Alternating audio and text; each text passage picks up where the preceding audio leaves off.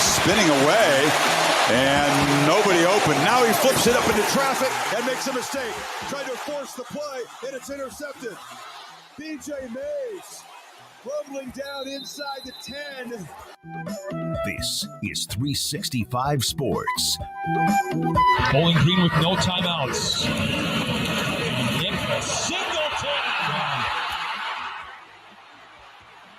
Touchdown, Penn State.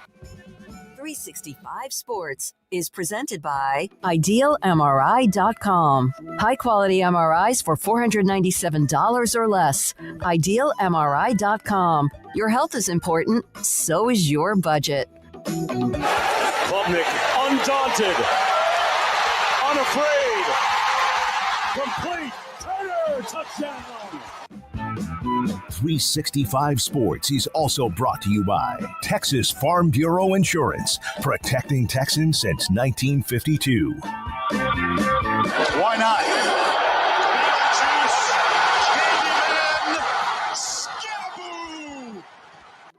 365 Sports is turbocharged by Unite Private Networks. Find out more at uniteprivatenetworks.com. Jennings on the play fake, slides it upfield. Matthew Hittner off to the races. Hittner at the 30, full speed, and the big tight end goes 75. It's a Pony Express. Now here's David Smoak, Paul Catalina, and Craig Smoak.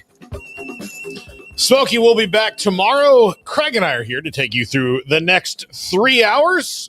And Craig, I know that today and the next couple of days will be the last days that we talk about a lot of this stuff specifically, which I think it's like a good news, bad news thing. I knew when the House settlement was approved on Friday night, an hour after we left the show, that we were going to have to talk about it for the lion's share of a show. And you, in particular, of all of us, are probably the lowest a fan of talking about the legality of college sports business. But at least we're at a milestone now where we can talk about how it's going to function and not if it's going to happen. Yeah, man. I mean, what's up, everybody? Yeah, man, it's this historic day, and let's talk about what we're talking about. The House settlement has, been passed, and we're in this new era now of all these things we've been talking about for the last, year and a half to 2 years. It's now all plugging and chugging down the train tracks, and so I'm sure everybody who's watching a show like this, you're already all well aware. But for those that aren't, some big things happened since we last talked to you. So. Yeah. Welcome in, everybody, and it's a brand new week, and hope you're doing well. And, Smokey will be back tomorrow, as you mentioned. Shout out to Andrew and Garrett behind the scenes as well, and Emery, who's still hiding, although the Thunder are in much better shape since we last talked to him. Yeah, it's a big last couple of days, and timing wise kind of sucked because we got off the air and then all of a sudden all hell was breaking loose. But this has been a long time coming, and well, I mean, the sport that we've talked about every day for the most part, for most shows over the last, 5 years or so is now a different sport than when we were last talking to you guys. I mean, that's the simplest way to put it. I feel like the college football that we knew, as much as it was changing, is different from the college football that we were last talking about when we were doing a show. Mm-hmm. So it's a new era. It's a new time. I don't know if it's good or not, honestly. I think that to have some reeling in of just all of the craziness of the past couple of years was long overdue. I'm looking forward to there being some parameters, some things in place, some guardrails is the word that everybody got kind of annoyed with probably after a while, but I don't really know what better term there was to use other than guardrails. Those seem to now be getting put into place or are now officially in place. And there's just all sorts of reactions and speculation about what comes next. I know we're going to talk about private equity. There's already misreporting on that. And it's been like, I don't know what to expect moving forward. I think there's a lot of plates in the air for every school out there. And it's going to be fascinating to watch what all of this looks like moving forward. But it is a brand new day, to be sure, in college sports, and a much different one, like I said, than when we last talked to you guys. Yes. And there was nobody had any idea when Judge Wilkin was going to rule on this. And she did. There was a little bit of thought that it could be coming. But on Friday night, she did rule on, she accepted the House settlement. And congratulations to Judge Claudia Wilkin on your retirement. Finally, this is her last case ever. But the settlement negotiated by plaintiffs seeking back pay NIL and NCAA/power leagues has three main parts. One is $2.8 billion in back pay to ex-athletes that spans over it's not everybody ever. It's just athletes over a certain time period, I believe from 2019 until now or whatever. I mean, but it's not, if you played in 1986, you're not getting any money. If you played in 1996, you're not getting any money. $20 billion plus in revenue share to future athletes, and new roster rules and an enforcement arm. The back pay is spread over 10 years. It's from the NCAA and school distribution, which is the NCAA tournament money. It's determined using a formula based on a player's value. $2.3 billion goes to P4 football and men's basketball players. That's an average of $120K a player over 10 years, and back payments begin soon. I'm going to go through some of the rest of these things piece by piece. The $20 billion in revenue share, that goes over 10 years. They have to stay under that cap that they've determined through an average of P4. So the first year, it's 20, with escalators that could go as high as 33 by 2035. Schools are not required to share the revenue. They can opt out of this. But then obviously there's other things, and that starts on July 1st. So as far as that all goes, that part of it, that's really the part that is let's take care of the past and make sure that we don't have to deal with this again in the future.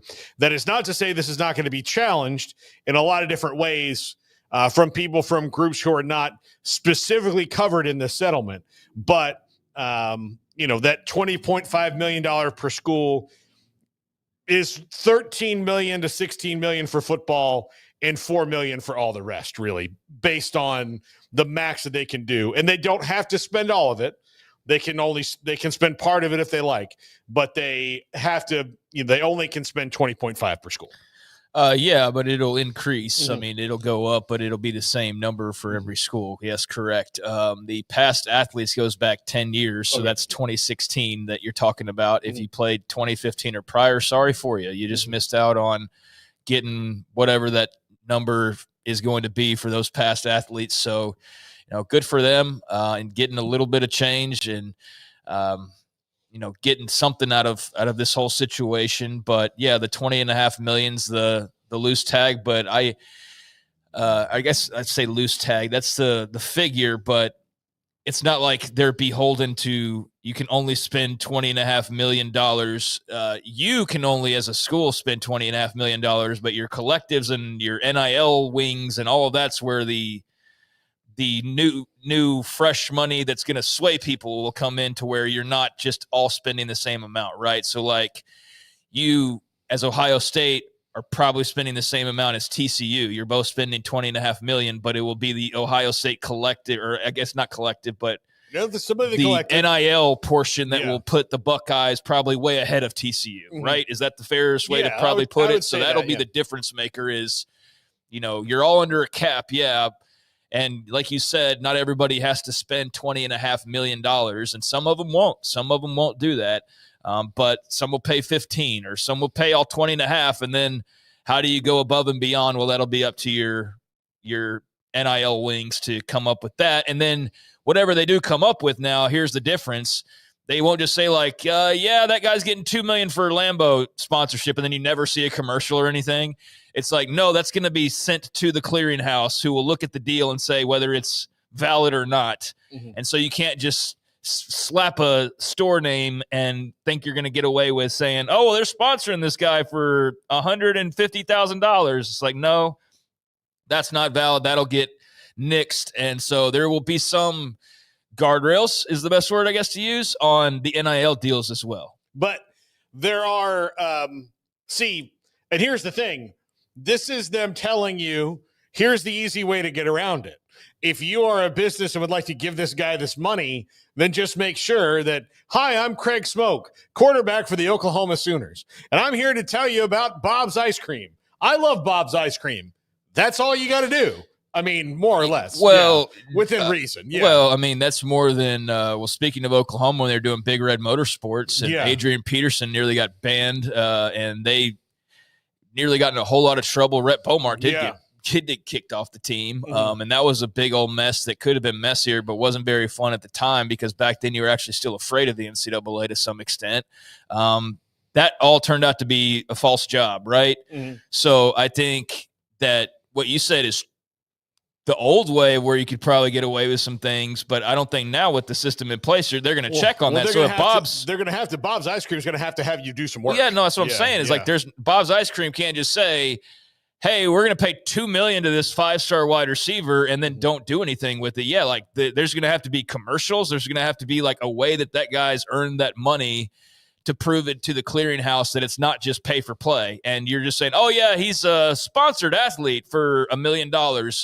And then you just let it go and, oh, that's just NIL. Like, no, now that'll be sent to the clearinghouse, and they will look at that deal and say whether or not it's legitimate. And if it's not, then it'll be stricken or redone or whatever. And if it's valid, then it'll go through. But yeah, that's a way to try to police some of the pay for play, or some of the kind of phony NIL deals that have maybe been put together in the past few years that really were not true NIL deals. So there is that aspect of this as well. But there's like, you can go off and, hey, if there is Bob's Burgers or whatever that legitimately wants to pay a dude $1 million, and he's on commercials and he's doing in-store signings, and it's all on the up and up, then you can pay as much as you want to. Yeah. But I think that's also where it comes into play of like, what's a market value? And that's where lawsuits will come into play. Like, you can't put a cap on this guy. If Bob's Burgers wants to pay him $1 million and you're saying that that's way too much money, well, then that's when I think some fights will come into play and lawsuits. That's where the rubber's going to meet the road a lot, because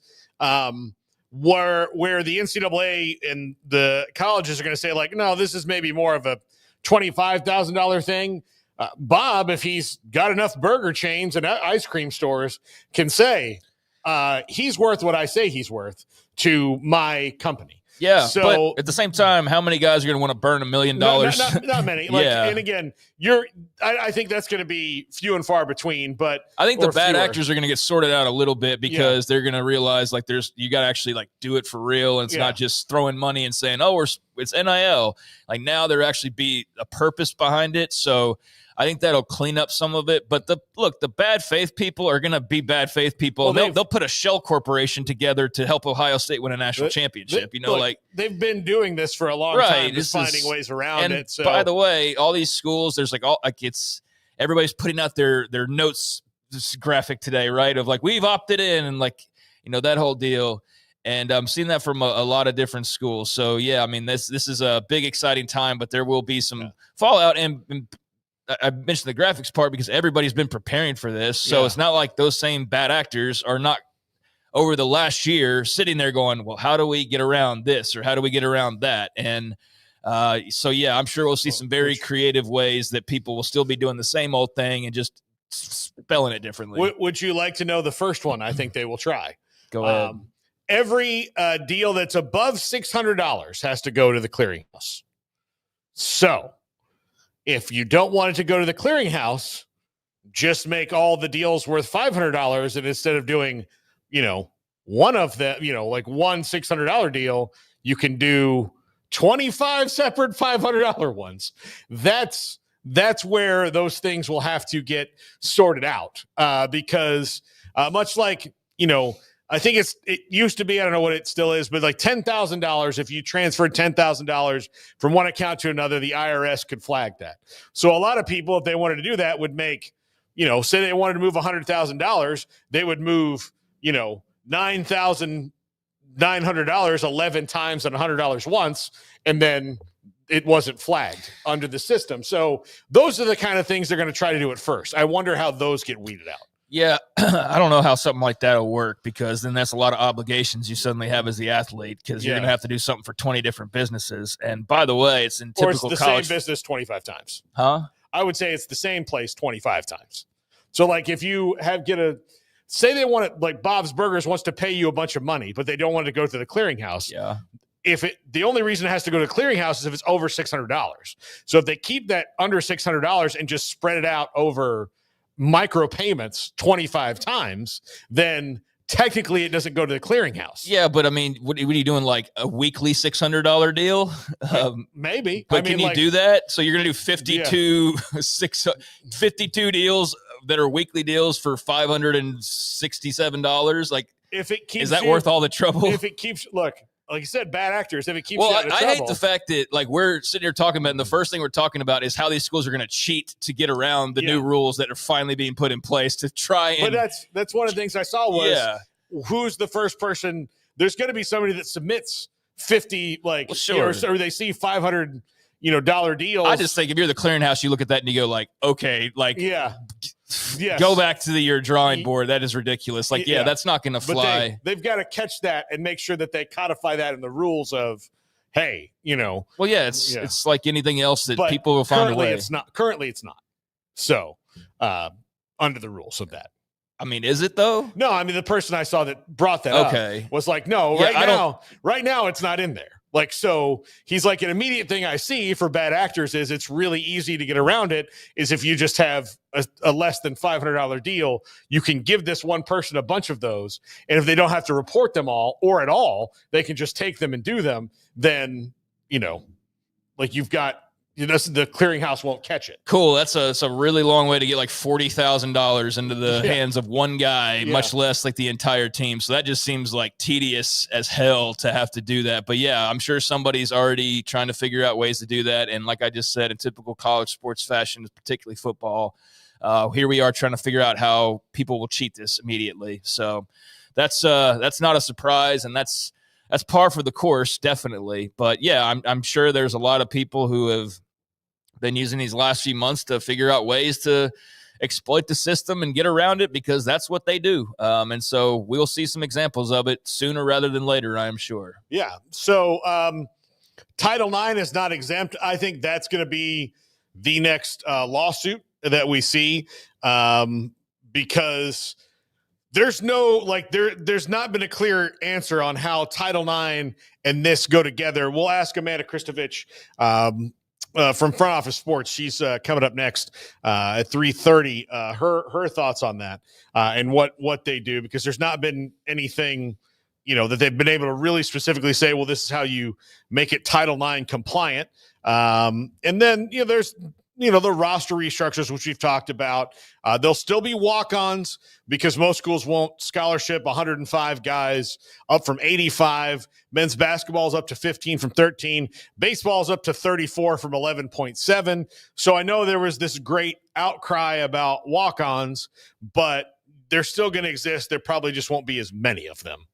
as there were before, because there's an 85 scholarship limit, but you could have a roster limit up to 125. So football is reduced by 20 spots, which were all walk-ons, but now you can scholarship 105 guys. So they lose 20 players, but they gain 20 scholarships. So they can do with that what they so choose. So, but the enforcement arm, the cap management system, plaintiffs, the Power Four and the NCAA will police cap requiring regular school submissions. The NIL Go will approve non-school NIL deals, and a neutral arbitrator will hear appeals. So schools have a choice to opt out of settlement terms, thus prohibiting them from sharing revenue. Many FCS and basketball playing leagues will have a mix of opt-in and opt-outs, and there's an ongoing debate between P4 schools and those that opt out over, if you decide to opt out of this settlement and you're in the P4, if you're a P4 school that does it, does that mean that you can't really be in this conference anymore? There's been that talk as well.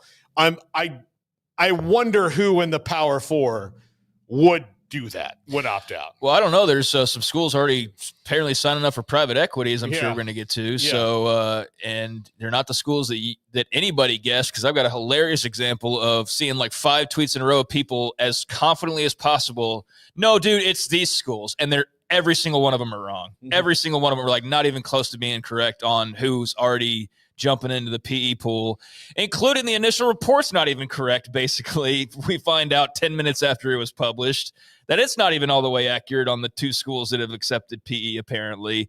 So there's a lot going on, and it's a lot to wrap your head around. And there's a lot of minute, tedious things that probably most people don't care as much about.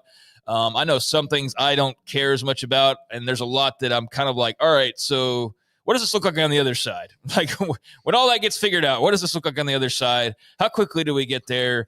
But first, you got to take this first big step and see, what the reaction to it is. And that's what's being done today and over the weekend, was the big step of just getting that damn settlement passed so that you could move on to the next phase. And that next phase begins now. And there's already, it feels like when I read college sports Twitter, it's like chickens with their head cut off running around like, what does this mean? And proclaiming things that may or may not be true, because we don't really know just yet. So it's a wild time. You knew it was coming, but now it's here, and everybody's trying to figure out what moves next. Okay.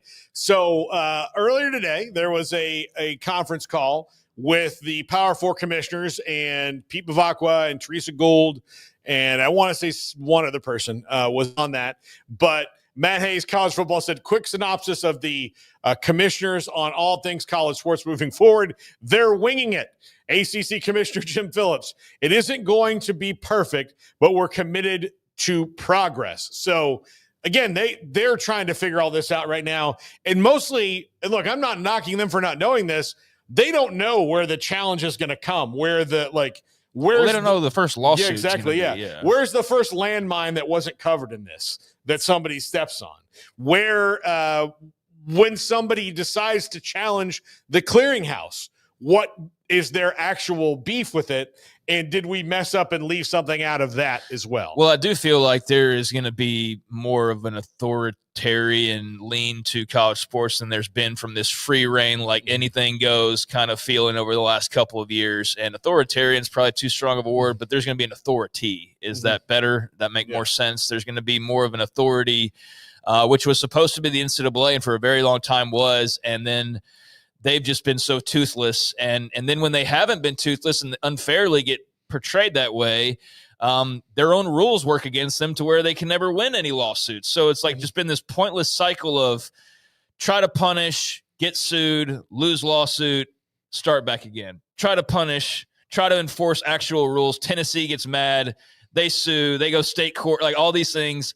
And so now under this agreement, if Tennessee or West Virginia or Cal or whoever wanted to do that, like they might bounce your ass from the entire thing. I mean, you're playing by the rules or you're not. There's not going to be like, yeah, we're going to agree to it, and then we're going to go and sue you behind your back. Like the story, the biggest part of the story to me is that the athletes are getting what they want, and they're still going to be paid moving forward. And some of them got some of their back, but like all the commissioners agree, like these are the rules now. Yeah. Like, these are the rules. We're all going to follow the rules, and those that don't want to follow the rules can go find somewhere else to go be a school and be a university and athletics department. I mean, that's the gist that I get from this. Yeah, and there's still going to be people that cheat, but it's not just going to be able to be rampant and you get away with it and you just sue your way out of getting in trouble. Like, no, you're going to have to abide by some rules. And there's still going to be some lawsuits here and there, of course, but they're nipping a lot of the lawsuits in the bud by having you agree to this ahead of time. Yeah. And opting in, if you will. The big thing here, put up Yormark's comments here. One of the big things is Brett Yormark said the affiliation agreements related to the governance structure are a work in progress. Noted there haven't been any pushback within the Big 12, and there's a hope everyone will sign on soon. Part of those affiliation agreements mean that if your state passes a law that says, this, that you don't have to opt into, you don't have to. If it's like all the southeastern states, when they decided like, hey, how can we cheat and get away with more? Like, we're all going to pass our own unique state rules that basically say F the NCAA. We have our own NIL rules and we'll play by those because they're much more favorable to us. Like, that's not happening now. Yeah. So now that will get challenged by someone, I'm sure. But again, it is, but why though? But like, that's the thing though, is like everybody should want to be playing by those rules. Well, I don't think it's going to be challenged by any kind of like university or anything. I think it'll be challenged by a player who says like, well, I should be able to get this based on the law in the state that I live in. I'm in Georgia. The Georgia state law says I should get this, but the NCAA now says that I can't because their association agreement, We'll see. And for that's why you have people golfing with the president. Yeah. That's how you deter all that type of thing, is you have some very special rules written for you or unique to you that can prevent those types of things from happening. So I think that's why you're seeing Greg Sankey out golfing with Donald Trump, and who else was with him? Pete Bavacqua from Notre Dame. So that's where I think some of that's getting talked about or discussed, and try to eliminate that as much as possible. But yeah, there'll be the Diego Pavia who's trying to say, no, well, I need another year because this and that. And yeah, the lawsuits aren't stopping, but they'll just be from a different angle than they have been previously. They probably also won't, I would say, involve like thousands upon thousands of athletes. Right. It will be maybe more specific to a certain situation as opposed to these fundamental rights that they were denying before, right? Which is why they have to pay all this money. Yormark, again, on the rules.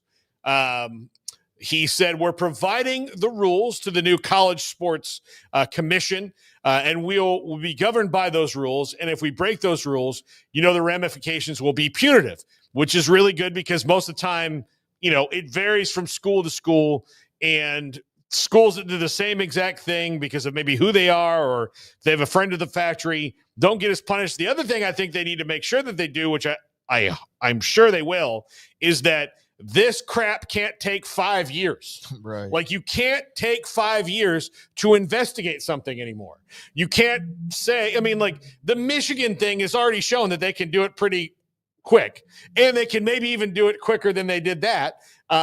So if you're in a situation where now coaches are gone, the players who all did the thing are gone, and you're punishing people who had nothing to do with it and probably didn't even know those people, it's dumb. And it took too long because you got caught up in it. So there's that. I wonder what the ramifications will be, because I wonder if it'll be like the NBA when the guy who's making $100 million gets fined $20,000. It's like, wow, that really showed them. Yeah. Or will it be something? And I know every school's counting their pennies like they're $100 bills nowadays. So maybe even a slight fine would be enough to really hammer home your point and deter it from happening again. But yeah, I wonder how significant those will be. Yeah. All right. We'll pause right here. We'll come back to this later and get through some of this. We've got some open time at 5 o'clock to kind of go through all these other things. Amanda Christovich, Front Office Sports, joins us next. This is 365 Sports. Big with Employee Pricing Plus at Allen Samuels in Waco. Drive home a new Chrysler Dodge Jeep or Ram with smoking hot deals that slay the competition. Only at Allen Samuels. You're going to love it here. Come by. Let's be friends. I'll never get used to this.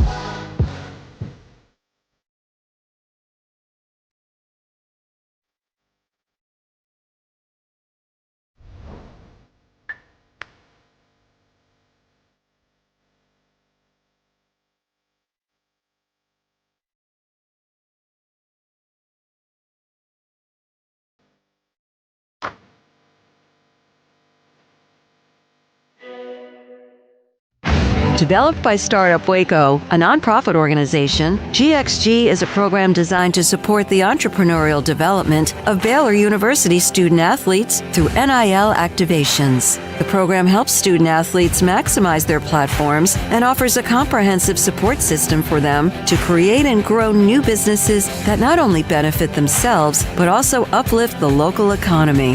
Fans who wish to support student athletes can donate to GXG via the GXG NIL Fund, BaylorBears.com/GXG. Contributions to support NIL activations through GXG can be made at BaylorBears.com/GXG. For more information, follow @GXG_GreenXGold on social media and visit the official website www.gxg.startupwaco.com. GXG, empowering student-athlete entrepreneurship and uplifting the local economy through NIL activations.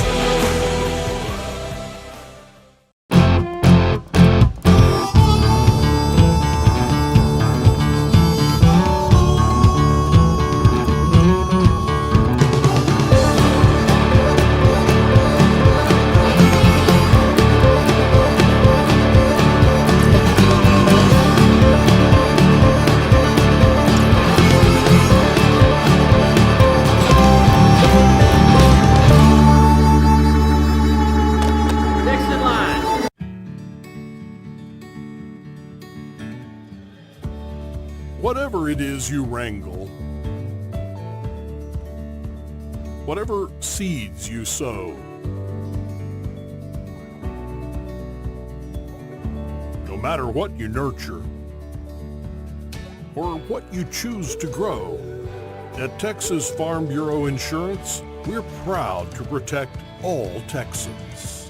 The Jeep Celebration event is on at Allen Samuels in Waco. Get the luxurious 2024 Jeep Grand Wagoneer with a huge $13,000 dealer discount plus 0% financing. Or take home a 2024 Jeep Wrangler Rubicon, $15,000 off or 0% for 72 months. Plus, drive a 2025 Jeep Compass for just $25,900. Big savings, legendary Jeeps. Only at Allen Samuels in Waco. Come by. Let's be friends. This is 365 Sports. The 3 o'clock hour is sponsored by Waco Custom Marketplace. Meats, sweets, Texas treats, and a cut above the rest. 425 Lake Air Drive, Waco. Amanda Christovich from Front Office Sports joins us now. Amanda, you have been doing a lot of work on this. And congratulations, by the way, on this. You did get to go on vacation and come back, right? You're not talking to us from an airport in Bahrain or something, are you? I'm not sure that I would go on vacation there. Okay. But I went to France. I went to Paris for my vacation. I did get to go. I came back. There was no house settlement. Then there was a house settlement, and now I'm in Orlando for an ACTA, the athletic directors meeting. So everything's fine. Honestly, it could have been worse. So thank you. Yes. Well, I was very worried for you and for everybody else in the business who is waiting for this to happen. So this is a good day for college athletics in the fact that they can finally move on. Now, the devil's going to wind up being in the details of what's the next landmine that they didn't anticipate. And the first thing I'll ask you about, because you've done a lot of work on this, is how does Title IX fit into this? Because it doesn't appear that they thought that part all the way out, because it's really confusing how to make it balance out based on how Title IX, that statute's written. Yeah, I mean, look, the Title IX question is still to be answered. Honestly, it's been definitely a conversation. There are multiple sessions about it here at the athletic directors meetings. Folks are just very confused because the Biden administration said Title IX did apply to revenue sharing. Then the Trump administration came in and said it didn't. And the judge said that Title IX is a law that needs to be followed, but the settlement is not a Title IX case. So while in the future Title IX can be adjudicated and you can sue based on Title IX violations related to the House settlement, the actual settlement itself doesn't really address Title IX because it's not a Title IX, case, is kind of what she said. Amanda, so you are at NACDA, which for those that don't know is the National Association of Collegiate Directors of Athletics. So you're in the midst of all these athletic directors. It is a brand new world since Friday. I mean, it is the House settlement passed. What is the feeling like? What is the buzz like? What is the conversation like in this brand new era we've now entered into over the weekend? Yeah, I think it's a combination, a sense of relief, I think, a little bit that, hey, this is the thing we've been planning for. And even though it's been stressful and there are still a lot of question marks, at least like the thing that we were planning to change did in fact change, if that makes sense. I think everyone is very relieved that this happened before July 1st when revenue sharing was supposed to begin. But I do think there is some anxiety about the remaining unanswered questions, if that makes sense. So, who is going to sue to challenge these House settlement rules? And is that going to hold up in court? That's, I think something that's on everyone's minds. There is not a lot of faith in this NIL clearinghouse. Like, I'm not hearing a lot of folks thinking that it's really going to work and really going to be able to, keep pay for play out of the NIL part of college sports going forward. But ultimately, I think everyone kind of has a sense of generally how their athletic department is going to approach this first year, whether they're going to opt into the settlement, whether they're not going to opt in. I've heard both based on budgets and where a school might be in terms of just like where they are in the Division I landscape. So I think there's like less chaos than I expected, but still a lot of anxiety and a lot of unanswered questions about how all of this specifically is going to be enforced. When you mention NIL Go and the clearinghouse, what are their big concerns about it not being able to root out pay for play? Well, I spoke with the Boise State athletic director, Jeremiah Dickey, today, and he kind of like had an interesting, I'm not going to remember the quote exactly, but he kind of talked about the return of like the brown bag deals. $100 handshakes. Yes, because, over the past few years, there haven't been like the quote unquote bag men that, were in the college sports world of yore, where like you would have, you weren't allowed to pay players anything. They couldn't profit off of NIL. So you just kind of had to like, the story is for the uninitiated, you leave the paper bag of cash in their locker or, through a handshake or at their apartment doorstep or whatever. That hasn't really needed to happen because you just call it an NIL deal over the past few years. Now with this clearinghouse, there's this adjudication model of like scrutinizing deals and asking, are they pay for play or are they fair market value? What is fair market value? We don't quite know, actually. We're not sure that, anyone even deciding what fair market value is legal. But assuming that it is now, some athletic directors are wondering, like, okay, does that mean that the brown paper bags are back? Does it mean, in the sense of like, we're going to call a deal an NIL deal, and then just not report it and see if we get in trouble? Are we going to just forget the NIL deal and like send money completely under the table? Those are some of the concerns that are being raised that I'm hearing this week so far about whether, like ways to circumvent the clearinghouse. Yeah, I didn't think about that. I mean, that's a very good point. We love Jeremiah. He's a good friend of this show. He's great athletic director and a really cool guy. I guess on the flip side, what's something that people feel most positively about, or is there something that people feel good and kind of all agree on, like this is a good thing that is going to be here moving forward? No? Okay. I mean, look, I think that this may not be a universal opinion, but I think it's pretty clear to everybody that athletes deserve a bigger cut of the revenue that departments, conferences, and the NCAA are making through, the sports that they are playing.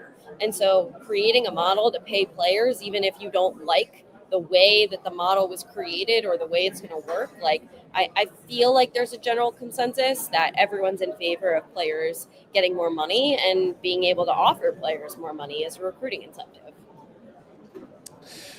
What do you think the future is for Olympics, or at least the challenge is going to be for the Olympic sports under this? Because 75 to 80% of the money is going to football, and then the rest of that money gets to go spread out over everything else, which most of it will go to basketball, and then it seems to be like 5% of it left for everything else, which is a lot of athletes.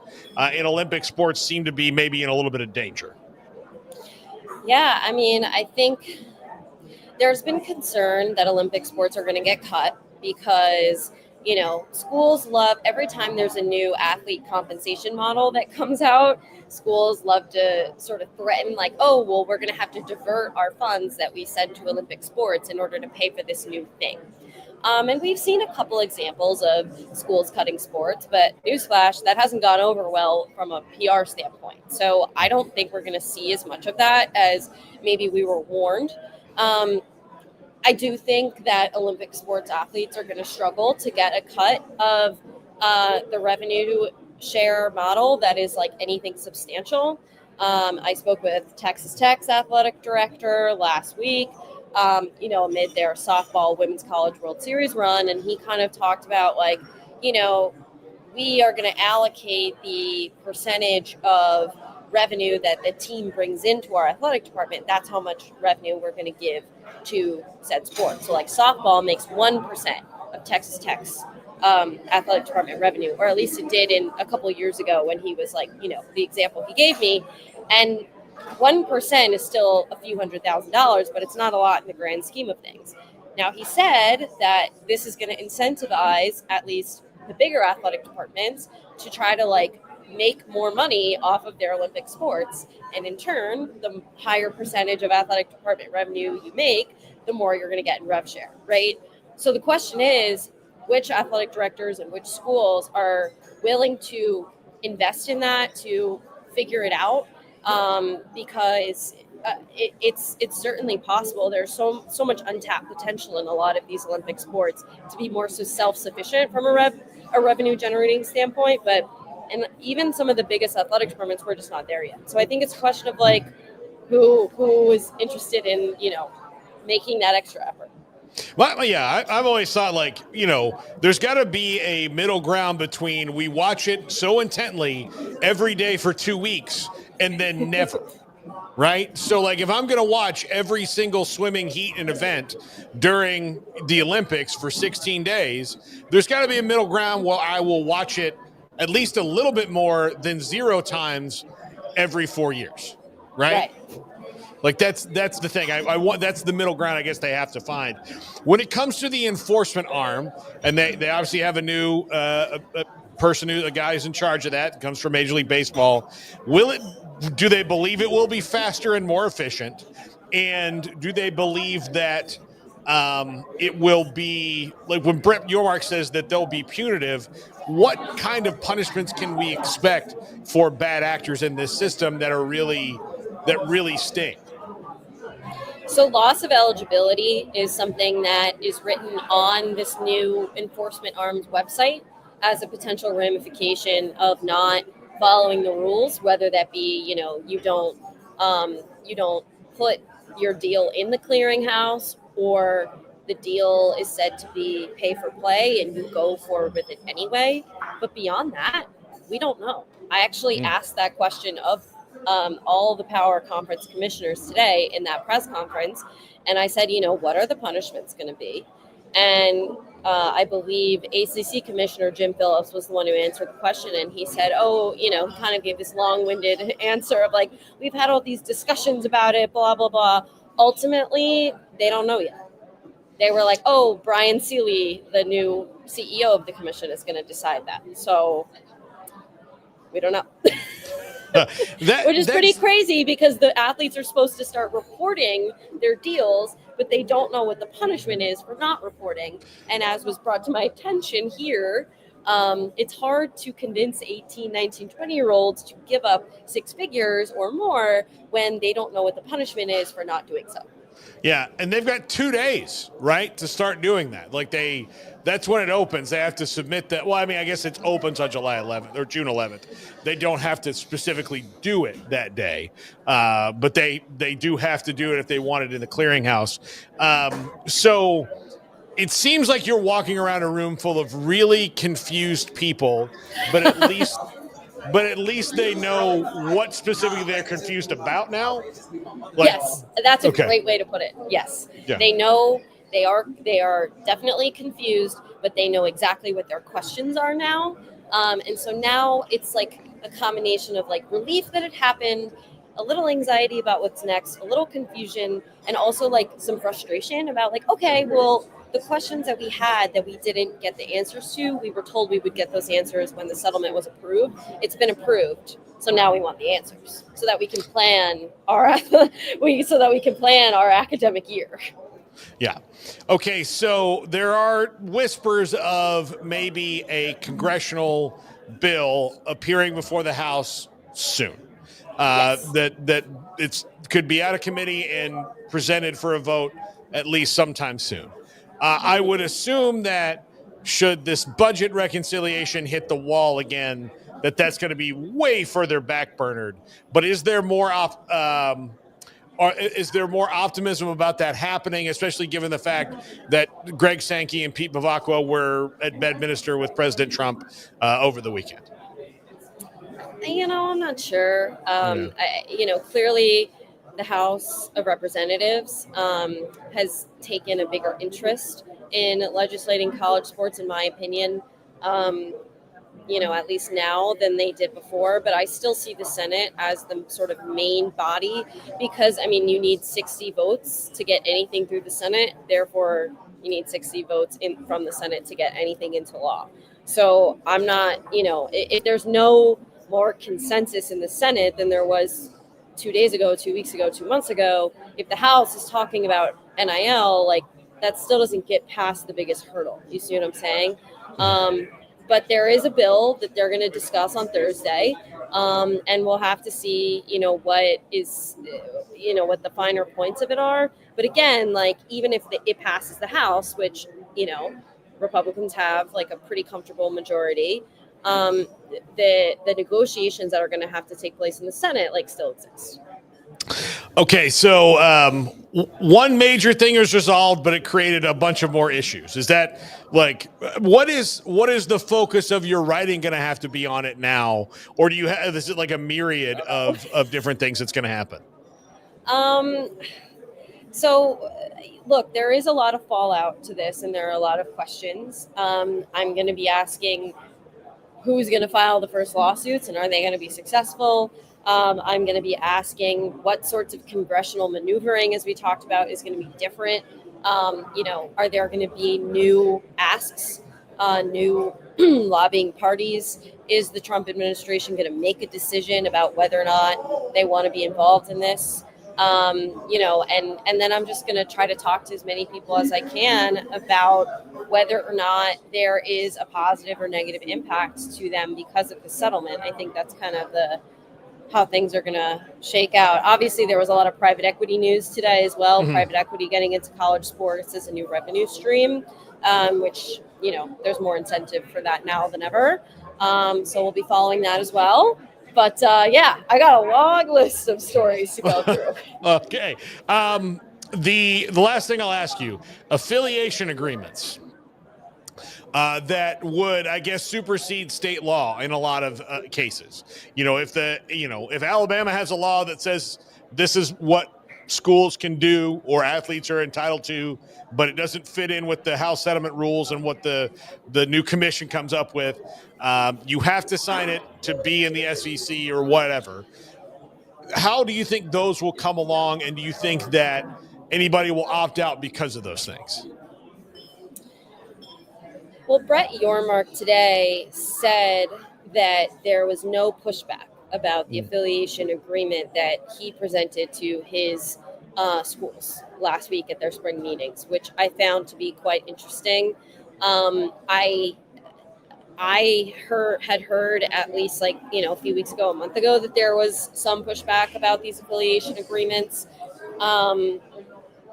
ultimately, though, like, I think it's a bit of a straw man because the people who are going to be suing are players, collectives, boosters, even state attorneys general. So unless, and I've heard like sort of mild rumors that there's language in these affiliation agreements that like threatens the school if someone affiliated with the school, like a state attorney general or an athlete sues, like the school will get penalized. But ultimately, like, there are so many different parties that you can't get to sign these types of agreements who could challenge the settlement terms in court that I'm not sure, like, how much these agreements really even matter at this point. All right, Amanda Christovich, she's our go-to on all things confusingly legal. And so, Amanda, thank you so much. Enjoy NACTA, and I hope you get some answers. I hope they have some to give you by the time it's over. At the very least, I'm in a room full of people who are just as confused as I am. So, well, thank you for having me. It's good to feel like you belong. It's very good to feel like you belong. Amanda Christovich, Front Office Sports. John Talty coming up at 4:00. Craig, again, there's a whole lot that they don't know, but like I said, they're at least confused about the same thing now. Yeah, I mean, peppering her with a lot of stuff she does not have answers to right now, and that everybody, I think, wants answers to, but she was able to clarify some things and I think make some sense of it all for those of us who have a hard time following along. But yeah, there's a lot of questions, right? I mean, that are still very much unanswered. You brought up some of them. She mentioned some of them. There's a lot to still sort through, and good luck to those folks who have to sort through those things. I couldn't help but be just gobsmacked by, you mean to tell me that we went through all these past couple years, all these hoops and hurdles and conversations just for the damn Bagman to come back? Yeah. For the damn Bagman to make his return? Simpler times. Hell, maybe we're going back to the glory days of college football. Everybody's talking about how it's dead. Maybe it's back. Get the Bagman's back in his form. Yeah, she said that, and I was just like, because I didn't think about that, and we're sitting here right before that. What was we talking about? I don't know. We were talking about just this whole situation and schools and the clearinghouse and all that. And it's like, how do we get around that? And you're like, $500. Yeah, that was simplest answer. It's the Bagman. Yeah. Just comes back, and they put an envelope stuff with 50s or 100s into a guy's locker, and when he opens it after the game, there it is. Like, that's what we'll go back to now. That's what it'll be, because that's the most logical thing to do, right? Is to just, hey, sneak it here and there, unaccounted for, tax-free, and just hope you don't do something stupid like, having a faux job set up like Big Red Motors and Adrian Peterson and Rhett Bomar and all these guys. So as long as you don't go to those lengths, then, the occasion. But the problem is, like, the envelopes are a lot bigger nowadays. The envelopes are way bigger nowadays than they were back then. Look, John David Crow, Heisman Trophy winner at Texas A&M in 1957, very famously at his farm in Louisiana, got I don't know how much money was in the bag. It was a lot for 1957. Got thrown out of a helicopter onto his family's farm. Yeah. So they just, found it. I wish A&M's A&M's got like a couple of Hall of Fame NIL stories, and yet you just wish they would have mounted to something like that. They would have been a national championship after you bought the Trans Am for Eric Dickerson. Or now, look, John David Crow. I guess he did. That team, they got real close. They were. I think that's one of the ones. He won a Heisman, so I mean, there was that. So it was worth it. They lost one game right at the end. But imagine buying a Trans Am and the guy doesn't even go to your school. Like, that just sucks. Yeah. And then they were like, we should report him. For what? Yeah, then get yourself in trouble. So here's the thing. We cheat honestly.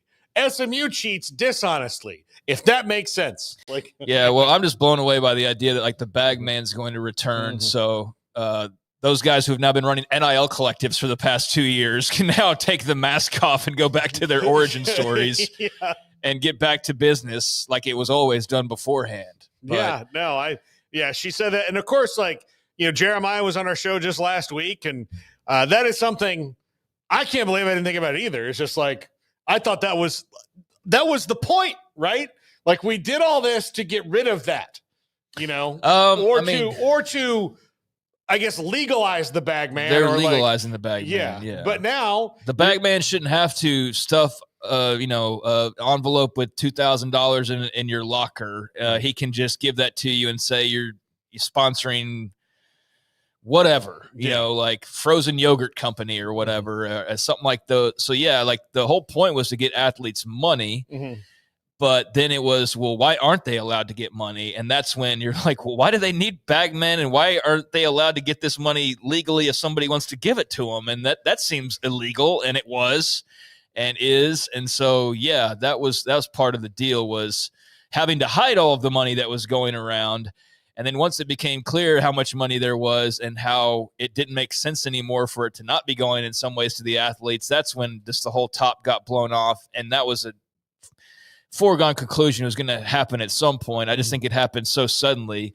But yeah, that was part of the evolution of it all. But now, because of a clearinghouse and all that, I mean, I think she's right. I'm very intrigued to see what the clearinghouse situation looks like, or the whatever the proper term for that will be, the enforcement arm. But you know, we say how all the schools are apparently they're in lockstep. Well, they were in lockstep with the NCAA too, until they were the ones that got in trouble. And then all of a sudden they didn't like the NCAA anymore, right? Like Miami or any number of schools that have been punished, Oklahoma. Like, you like it until it's you in the crosshairs. I hope that whatever this is, that everybody truly is more in lockstep than they were with the NCAA. And I just think that it's time to turn the page, and hopefully everybody can realize that the best thing for college football is everybody to be on the same wavelength with all these rules. And you can still find your little hidden advantages here and there, but it is a different era, man, with a lot of questions. And yet it has some promise to it. Like, it just feels like it feels like progress. I don't know if it actually is, but the fact we don't have to talk about this damn house settlement being in limbo and whether it's going to pass or not and all that, like, I'm just relieved that step's been taken now. So whatever follows that, let's take that head on, and the schools will do so. But at least we've made a step forward, because they were standing in place for what felt like an awfully long time. Yeah, absolutely. We'll take a break right here. John, question is, do they step on a nail? Like, yeah, that's what we don't know just yet. Yeah, absolutely. When we come back, John Talty, CBS Sports, he's been covering a lot of this stuff all over the place. He's been writing a ton of stuff, and we'll have him get his perspective on this. And then Zach Barnett from Football Scoop at 4:30. This is 365 Sports. Let Camille Johnson Realtors guide you seamlessly through the process of buying your dream home or selling your current one. Commercial, farm and ranch, or residential, Camille Johnson Realtors can smoothly and successfully lead you through any transaction. With a team of 28 experienced agents who are excited about serving you, Camille Johnson Realtors services the entire greater Waco area. If you're in the market to buy or sell, contact Camille Johnson Realtors, 104 Midway Center in Woodway, or find them online at www.camillejohnson.com. Camille Johnson Realtors, elegant, charming, warm. Welcome home. Pizza, burgers, and Bears football. There's no place around Waco that serves them all other than Bubba's 33. Come show your green and gold and enjoy some of Waco's best food and beverages while watching your favorite team, the Bears. When real Bears fans get hungry, Bubba's 33 is the #1 spot for ice-cold drinks, hand-stretched, stone-baked pizzas, and bacon-infused burgers. Join us for indoor or patio dining. Bubba's 33, Waco's restaurant and proud supporter of Baylor Bears football. Sick 'em, Bears. Don Humidor, your home with a 48-foot walk-in humidor with the elite cigar brands from around the world, including the #1 cigar of the year, Aging Room Cuatro Nicaragua. Plus, they have the great brands like Macanudo and Artur Fuente, Rocky Patel, Aston, and so much more. CBD, great for sore muscles, aches and pains, sleep, Vita Dreams, and anxiety, mild depression, general health and wellness. Their staff very knowledgeable on the subject. Don Humidor in the Townwood Shopping Center off Valley Mills in Waco. Ready to take your business to the next level? Carrion Solutions has got you covered. We deliver world-class IT consulting, including Quest On Demand and Migration Manager, M365 and Exchange migrations, Active Directory assessments, security hardening, and Windows Server upgrades. Our experts specialize in consulting, monitoring, support, and managed IT services. We promise vision, professionalism, and unbeatable value. Satisfaction guaranteed. If you're not happy, we make it right. Remember the name Carrion Solutions. For more info, email sales@carrionsolutions.com or visit carrionsolutions.com. That's CARRION solutions.com. Carrion Solutions, IT success guaranteed.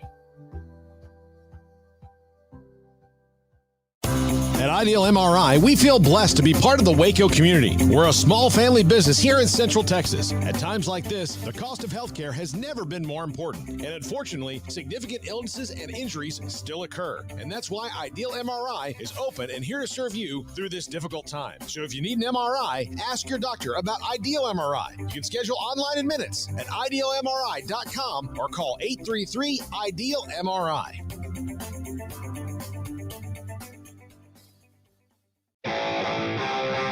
This is 365 Sports. Text us at 254-339-1122. The text line is sponsored by Riverbend Liquor and Wine, with the most extensive variety of craft beer in Waco. A hidden gem on Lakeshore Drive and 19th Street. Welcome back. Paul Catalina and Craig Smoak awaiting the arrival of John Talty into the online lounge. That makes it sound creepy, though, doesn't it? A little bit. Yeah, online lounge. But, yeah, the waiting room, so to speak. So just a couple of things while we're waiting for him. Greg Sankey said that the rules, like the group was asked about what they'd like to see from Congress to help standardize rules around college football. We're not going to have Final Fours or college football playoffs and College World Series with 50 different standards, which that might be a little bit of an exaggeration, but I think it's a good point of like what they want college to do and put in Congress to do is put in place, those unmovable goalposts on standards. So he says that that's what they hope for. But again, we just heard from Amanda. She's not completely confident that happening, nor should anybody be when it comes to getting anything passed in Congress. Especially just right now, it's not the best time to rely on that. Yeah, I don't know. Other than just I agree with him on his overall point. I don't know how they go about accomplishing that, and that's up for him and Pete Bavacqua and everybody else to go play golf with the president or to wine and dine senators or congressmen or whatever they're going to have to do. They're going to have to play the political game. They've been playing it for a while, but now as much as ever. So that part bores me to tears, to be perfectly honest with you. I am not the political lover on this show. You do love some politics. I appreciate the strategies and things like that. But I start seeing Congress and my eyes just start rolling into the back of my head. But yeah, I mean, that's going to be their lifeline, and that's going to be the magic wand if there is one. So good luck to them on trying to accomplish that. But without it, I don't think that this goes the way that we all kind of hope that it does. All right, here was an interesting thing from Chris Vanini. Do we have John? Okay, never. Okay, we'll do that one later. John Talty, CBS Sports, joins us now. John has been very, very busy. Last summer you were promoting a book and trying to finish that up, which I would think you probably would prefer to everything you've had to do right now, which is write about presidential commissions and the House settlement. What has been your view of this now that it's finally been approved and that now college leaders can get their hands around trying to figure out whatever it really means, which I think it's pretty clear they don't really know yet. Well, I was really excited when that news broke. I think like 8-something p.m. on a Friday night. That was a lot of fun, especially for something I've been waiting for so long to finally happen.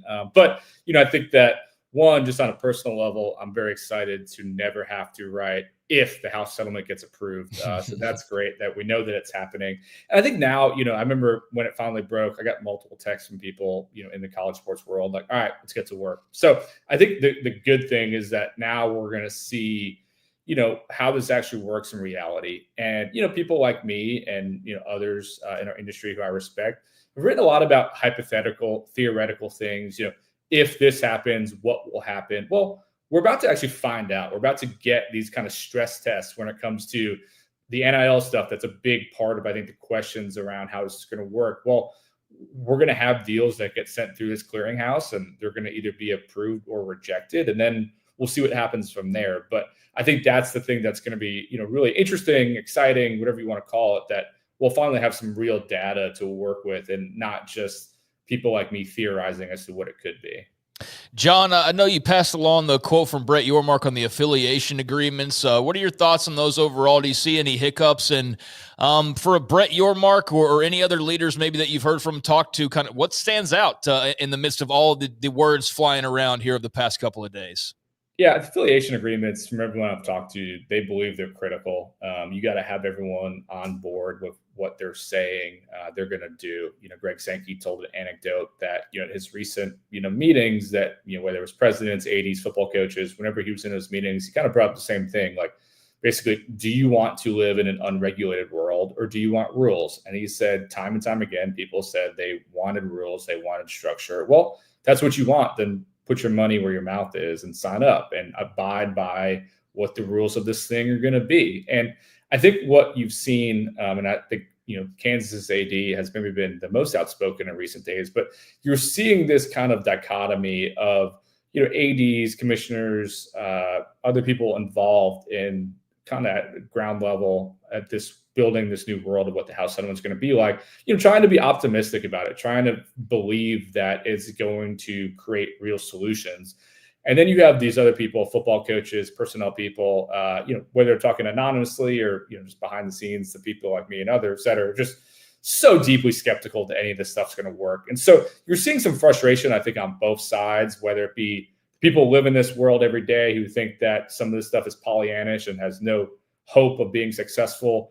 And then the people who put a lot of hours and time into trying to build this being upset that, this thing hasn't even started yet. And you guys are already saying it's not going to work. Like, at least give it a shot. At least say that you're going to do what you're going to do. So there's just a lot of things that are kind of conflicting right now. And we'll see how that stuff ultimately plays out, moving forward. But I think that one of the most interesting things within that is people are already trying to come up with ways around what this house settlement is trying to accomplish. And if that's the mentality that people have, then, it's hard to be super optimistic about it actually succeeding the way people want it to. But isn't that just college sports? Like, that's good old college. Like, who's not trying to still cheat and find their advantage, man? Like, we commented the same thing. I was like, this thing is not even dried yet. And there's already teams coming up with ways to circumvent it. It's crazy. Yeah. And the thing is, that's how it's always been, like, to your point. Yeah. And, people love to use the NCAA as a scapegoat. And I get it. There have been a lot of mistakes. I'm not going to defend the NCAA here. But they were carrying out and trying to enforce the rules that its members decided, which are all the individual schools. And what you heard time and time again in the NCAA model was, we want these rules enforced for them, not for us. And whenever the NCAA turned its sights on a school, that's when you saw the belly aching, the crying, the threats of lawsuits, sometimes even suing. And so that can't be how this world works if it's going to be successful. And that's what, to circle back, what those affiliation agreements are trying to prevent, that when the time comes that we found out that you did something you shouldn't, you can't just sue us. Like, these are the rules you have to abide by. And if you're not willing to, there are going to be real ramifications of that. And so that's, I think they're trying to avoid the world that the NCAA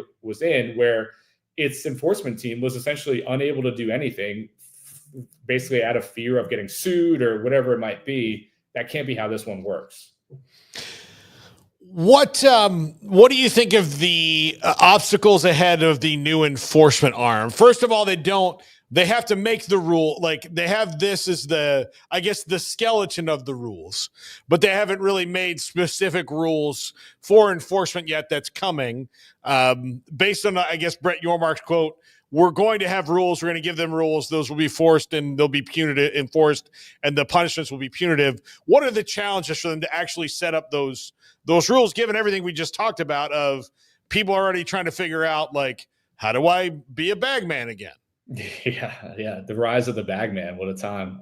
Well, I think it's the most basic level is, like, you got to build a staff, right? I mean, they're really up against kind of the rush here. They have to hire a lot of people in a short time frame. And I think part of it too is that they probably have to hire people outside of college sports. So that creates some kind of initial hurdles right there. The rules, I think, is a big part of it. Is, what is this set up? I think with the NCAA, not only were the enforcement of rules really challenging, but just how it dragged out so long. I mean, we're still dealing with stuff that happened years ago that still hasn't all the way gone through the process. I know they want to be a lot more timely with that. They want to be more transparent and allow all the kind of key parties a better chance to defend themselves. But also, once that kind of enforcement penalty is doled out, then they have to accept it and move on. So I think that the big thing is just kind of, we're all still in that theoretical world right now is, what is this new CEO, Brian Seeley, going to do? Well, we don't know yet. But I think once we have that data, it'll be easier to kind of understand, all right, if you do X, you're going to get hit with Y. Because I think in time, the NCAA, you kind of knew, there was even a penalty matrix of, well, if you do X, Y, Z, you're going to be hit with this. That's not how it's set up to this point. And from my understanding, from talking to people involved with this process, they don't really want to get too boxed into a very strict set of rules. I think they want there to be more, flexibility, more, kind of judgment of of Brian Seeley and other parts of his team. So there's going to be some hiccups along the way. And I think, again, the big one will be, what's the first time that a NIL deal gets rejected? What happens? What does that person do? And, if they're still upset after going through the arbitration process, what does everybody do? Do they kind of fight, or do they kind of put their guns down and accept the decision?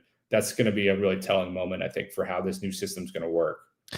John, in line with that, I mean, I think the biggest questions we don't have answers to, we're going to find out just naturally as this goes along. But you mentioned something there at the beginning is of like, if this doesn't work out, for all the doom and gloomers and the Debbie Downers, and I don't want to be that, but what if this doesn't work out? Like, what is on the other side of that? Do you have any clue of what that would look like, or is everybody just too scared to even start thinking about what that would look like if this all were to be on a house of cards, so to speak? Yeah, well, I think there's a lot of things that are still need to be figured out. You have all these different people who believe that, this next thing has to happen. You have people who believe that whether it's collective bargaining or employment or unionization, that will fix some of these other issues.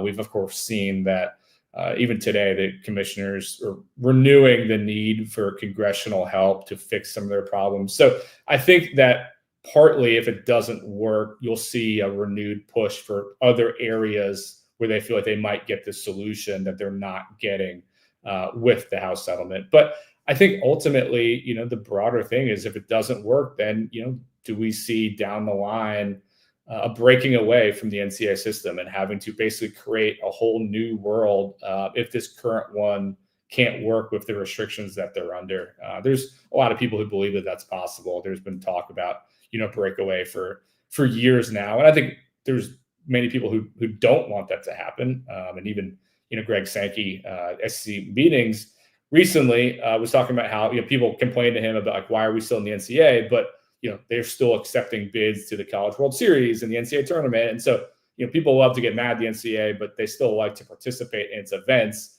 which is a big part of what they do. And so, if you leave, then you're going to leave those events and someone has to figure out how those happen. And it's all kinds of other different issues. But I think that's maybe the doomsday option, is that if this doesn't work, if it doesn't provide some level of stability, given all the issues that they've had for the last 4 years, then maybe a more extreme measure is going to have to happen down the line.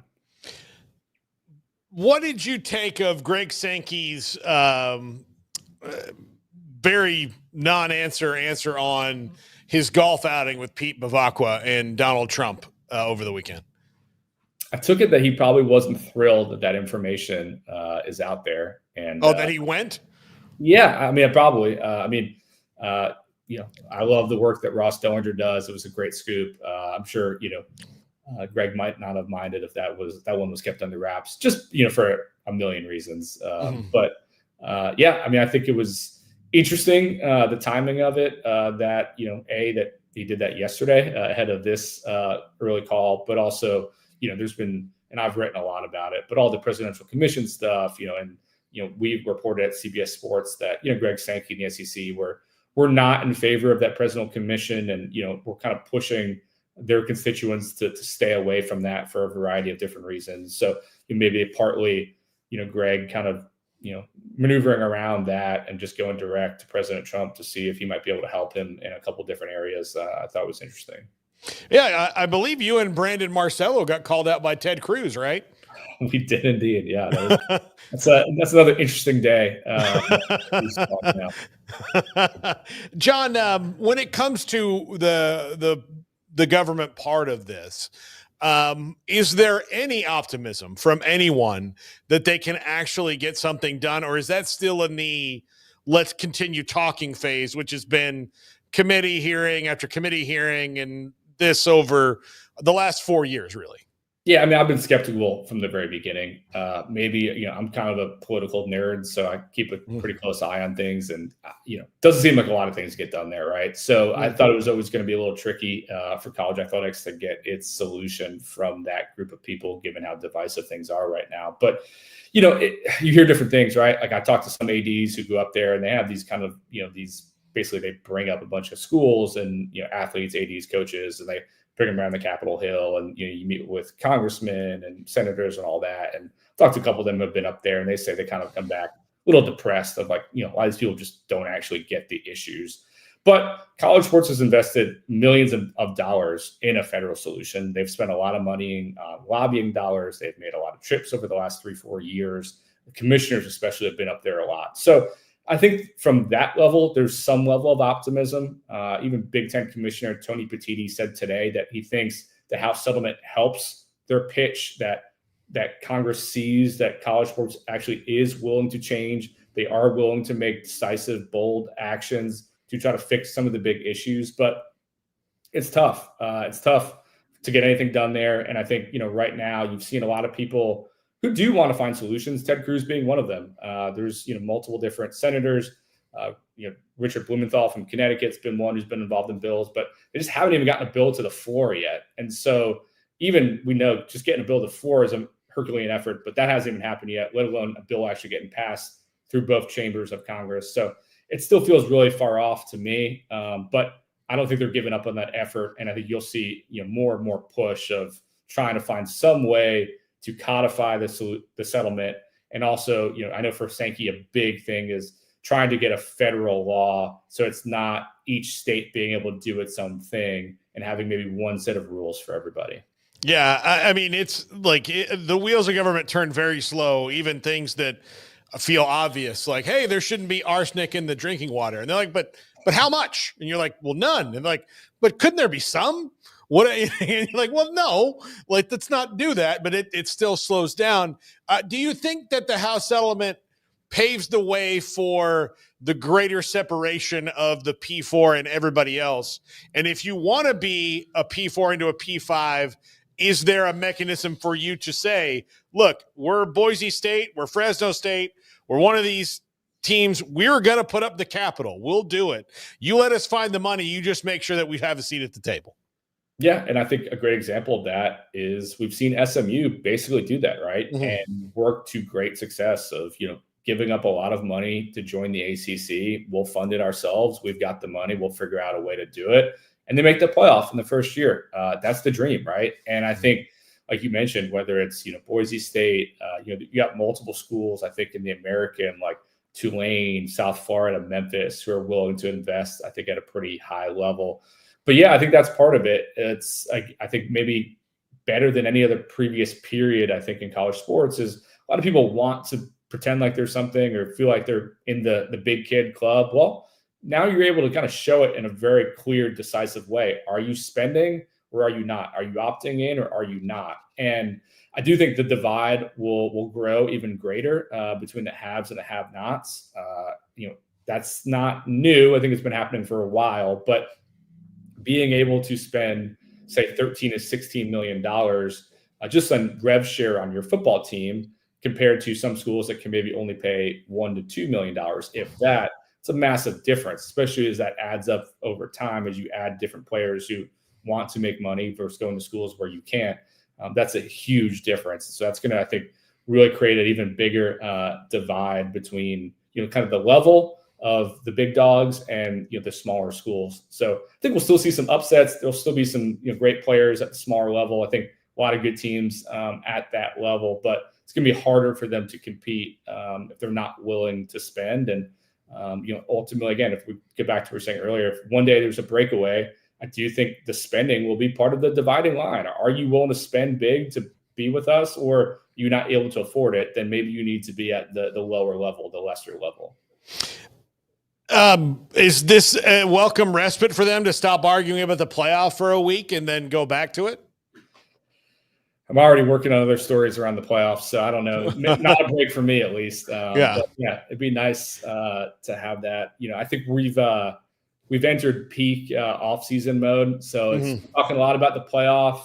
We're getting the lists are coming out right now, so that's kind of where we're at. But I don't know what the current fan interest is in that stuff. I do think that the automatic qualifier stuff is pretty unpopular with fans to this point. I don't think that's going away, but there's a big meeting June 18th in Asheville, North Carolina, where all the commissioners will meet again to talk through the different issues. And I think there's been some surprise over the last couple of weeks with all these different conference meetings, what's come out of them. Certainly the SEC probably being the number one. So I expect it to be a pretty robust discussion around, seeding, selection committee stuff, and then, the future format of it. But yeah, there's been so much talk about your eyes glaze over after a certain point. Do you think the Big Ten would be content to lose their whole proposal if the SEC just played that 9th game? Would they be all right with that? I don't know. I know that some of that stuff's come out. I'm still skeptical that that's all it would take. I think that they believe that there's a lot of value in going to automatic qualifiers for a number of reasons. And so I think what might be more likely is that they say, let's just keep the current format. They've won the last 2 national championships. Last year they put in 4 teams. It's worked pretty well for them. So I think that they, at this point, my read on it is that they would rather keep where things are right now rather than expanding to 16 if the model is going to be 5-11, even if that comes with the SEC moving to 9 games. Now, that might be what ends up happening anyway, but as it stands right now, that's not the Big Ten preference. I think that they either keep it as it is or, let's go to that 4-4-2-2, model that at the time the SEC was very, very into, though it has since cooled since their spring meetings. Hey, their coaches didn't like it. Not at all. Yeah. No, I don't think they want to walk into that room with 16 coaches that all hate it. I think that's a big deal. I don't want to have to hear Kirby Smart call. If I'm Greg Sankey, I don't need Kirby Smart calling me saying this is dumb, this is dumb, this is dumb over and over again, because he would.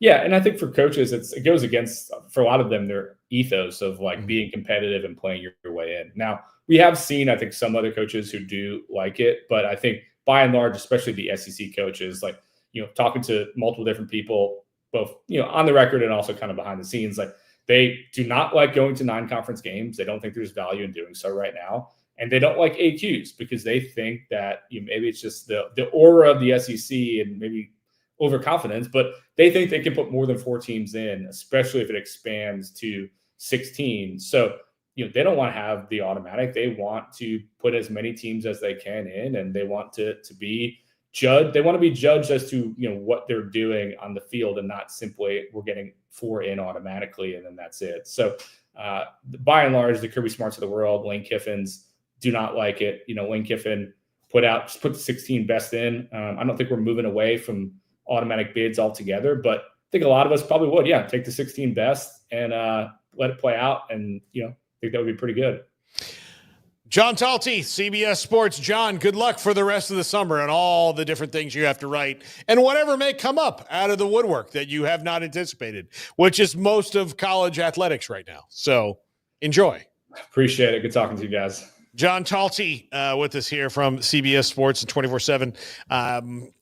So he's written about all of this stuff in every different way, shape, or form. So we have some answers, but not a lot, Craig. I think that's the other thing. But just getting back to the return of the bag man, I do think that's kind of an interesting that's popped up today that we had not previously considered, really. There's going to be some side effects to all this. There's still just a lot to figure out, but that part of it is something that I guess you can't completely do away with. But the alternative is that now you actually get punished. It's not going to be one of these situations where you have your bag man, you get busted, you lawyer your way through it, and then you don't like what the end outcome is, and then you sue the NCAA, and you somehow or another win that, like, there will actually be a punishment for it if you are found guilty. And so that's part of that enforcement wing, and maybe that's enough to deter schools from feeling like they can do whatever they want to and get away with it. I think that's what you hope for, at least. And if not, then, yeah, I think that we're just kind of back to where we started in some certain ways. But it sounds like they have at least thought about that, and the punishment is what will be your deterrent. But somebody will definitely cross that line sooner rather than later. They're all scheming up ways to do it right now. So that enforcement arm, I think, will be put to the test early and often to see how strong it actually is. And then that's when we'll really know whether there's a real law and order in college sports to the extent that there can be, or if it's just the same that it always was and we wasted all this time for no reason, basically. Yeah. Trying to create one. Yeah, absolutely. When we come back, Zach Barnett, Football Scoop, will join us. We also have the Penn State schedule today as we... Yeah, we got College World Series we need to talk about. Oh, no, we don't. No, we don't. Yeah, no, we definitely need to talk about that. No, Shout out to the Cats. Arizona. No, Jason Shear will be with us to talk about that. But he actually is not confirmed. Okay, well, never mind then. Yeah. But either way, yeah, there's that going on as well. And yeah, let's keep rolling. I don't really feel the need. I feel like college baseball season's over. Well, you can sit that segment out because I'm going to talk about it either way to give people a break from Law and Order, Yeah, a little bit. So absolutely, I understand, but you'll have to take a walk through my pain when we do this. Classic Florida State. It very much is. It very much is. God, this is 365 Sports.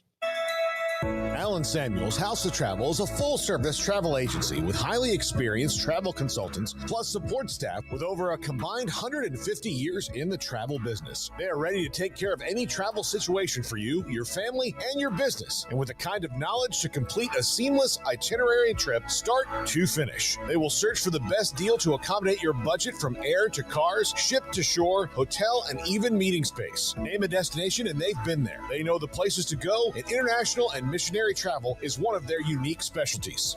Alan Samuels House of Travel, celebrating 50 years in business. Call Connie, Sherry, Linda, or Bambi at 254-776-2560 or find them on Facebook or at houseoftravelwaco.com.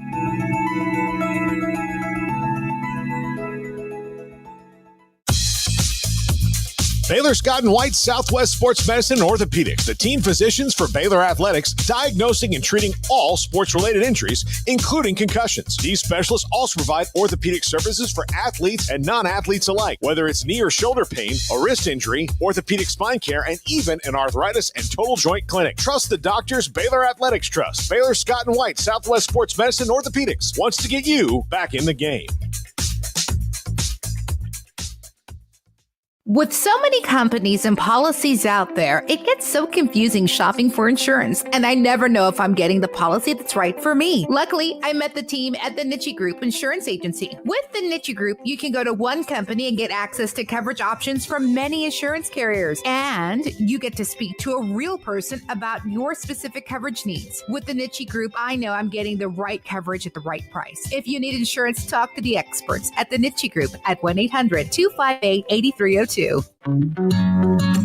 Established in 2007 and independently owned, Alliance Bank Central Texas is committed to helping families and businesses meet their financial goals. From their tellers to their board of directors, they know the importance of superior service and competitive products. Customers have confidence knowing that their financial needs are in good hands. It's your bank, Alliance Bank Central Texas, with 2 Waco locations, 4721 Bosque Boulevard and 191 Archway Drive on Highway 84, and at alliancebanktexas.com. Member FDIC and equal housing lender. Want to send a message to the show? Jump in the Rudy's Country Store and Barbecue chat room.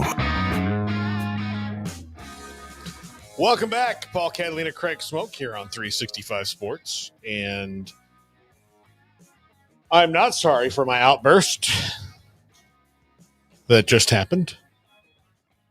I mean, I was provoked with, facts, but this is it's the most painful part of the sports year for me most every year. It ends the same way every time, in sadness and anger and embarrassment. And I can't continue to cope, but we'll get there. We are awaiting Zach Barnett of Football Scoop to join us. We'll talk a little bit more about the private equity thing with him, although there have been a lot of reports about that were just kind of all over the map, as Craig described earlier. Look, here's what we know. There is private equity coming to college football. There is a new company, Elevate, that is ready to that is that. What we don't know is who they've agreed with yet, because the two schools that reported both were like, no, we just use them for our tickets. But Zach Barnett, Football Scoop, joins us now on 365 Sports. Zach, you were reporting this. I know Ben Portnoy from Sports Business Journal was also reporting on it. But private equity is coming to college football and college sports. It's here with this company called Elevate. But has it been a challenge today to figure out, like, through the mud of that it exists and where the money's coming from, who actually is taking this deal, if anybody yet? Yeah, so since the story came out this morning that private equity, the vultures have been circling college athletics for months and years now, and everyone's just kind of wondering who's going to be the first to actually take the bait. And so Sportico reported that two schools, the other website, Front Office Sports, reported that two schools have done that. And then Sportico came out this afternoon and said it was UCLA and Penn State that have agreed to deals with private equity. And then both schools have since come out and said, yeah, we have certain contracts and business dealings, but we are not the two schools. We have not agreed to take private equity's money. So the hunt for the first two remains on, but the original report from this morning said 3 to 6 additional schools are expected to join by the time the first football games are played this fall. So it's really just a matter of when and not if. I was kind of hoping that was true, because everybody's guess was like, well, what small schools and the non-power conferences are going out for PE money? It's like, oh, it's 2 Big Ten teams that, like, you would think, well, at least in Penn State's case, might not need for money, but it's not true. So now I guess we just continue the guessing game on who this actually might be. But this is a logical next step, Zach, I guess, for schools is PE. Or, I mean, how do you view all of that in the grand scheme of things? I think the takeaway here for fans is that the need to continue to build and improve bigger and better facilities is still going to be there. And up until a few years ago, for the most part, you relied on donors to do that. Now, who's going to want to donate to build a new locker room when they could just donate to the players that are going to fill that locker room? Now, that money most urgently is still going to go to players. The need for facility improvement and construction is still going to be there. So that's where the thinking is, that private equity is going to fill that gap, and then private equity is going to make up their money on the back end. Will this work out like everyone believes it will? I have no idea. We all have our doubts, but that's what the people involved are saying.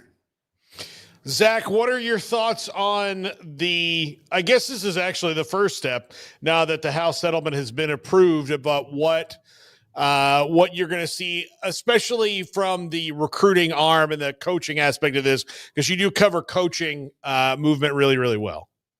Yeah, I think really what we've done is we've gone back to the I used, I guess, 2021. Everything from 2020 to the last couple of years is kind of just a blur. But we're going back to the old days, the under the table system of recruiting and paying college football players, because we've proved beyond a shadow of a doubt that there is a market value for these guys' services as elite college football players. And if I was to call Baylor, Kansas State, Utah, and said, hey, I represent an all Sun Belt wide receiver, and he's interested in possibly coming to your school, how much is he worth? All of those guys at those respective institutions can tell me a ballpark dollar value that's probably pretty comparable. So that tells me that there is a market for these guys' services. And who is Deloitte and NIL Go to tell me what fair market value is and what a legitimate business purpose is? So I'm far from the first person to come out and say that this is going to lead to lawsuits the first time Deloitte comes out and says, no, the money that you were paid 2022, 2023, 2024, because these schools have signed this document in 2025, you are no longer allowed to pay that. Rev share is probably going to be about 15 million, 13 to 15 million, give or take, per player or per school, per football team of that 20 million.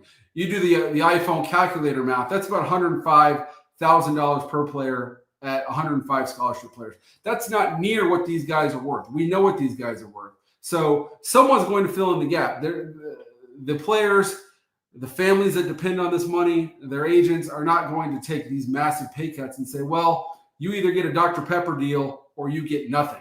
That I don't believe that's going to happen. I believe that there's going to be lawsuits and the courts are going to rule you do not have the legal authority to tell these guys they can't be paid for being college football players. I think that's where that's going to happen. I think the powers that be expect that to happen. But at the same time, I don't fault them for trying to create these quote unquote guardrails, because I can't imagine how miserable it must have been these past few years to try and build and maintain a college football program with this structure.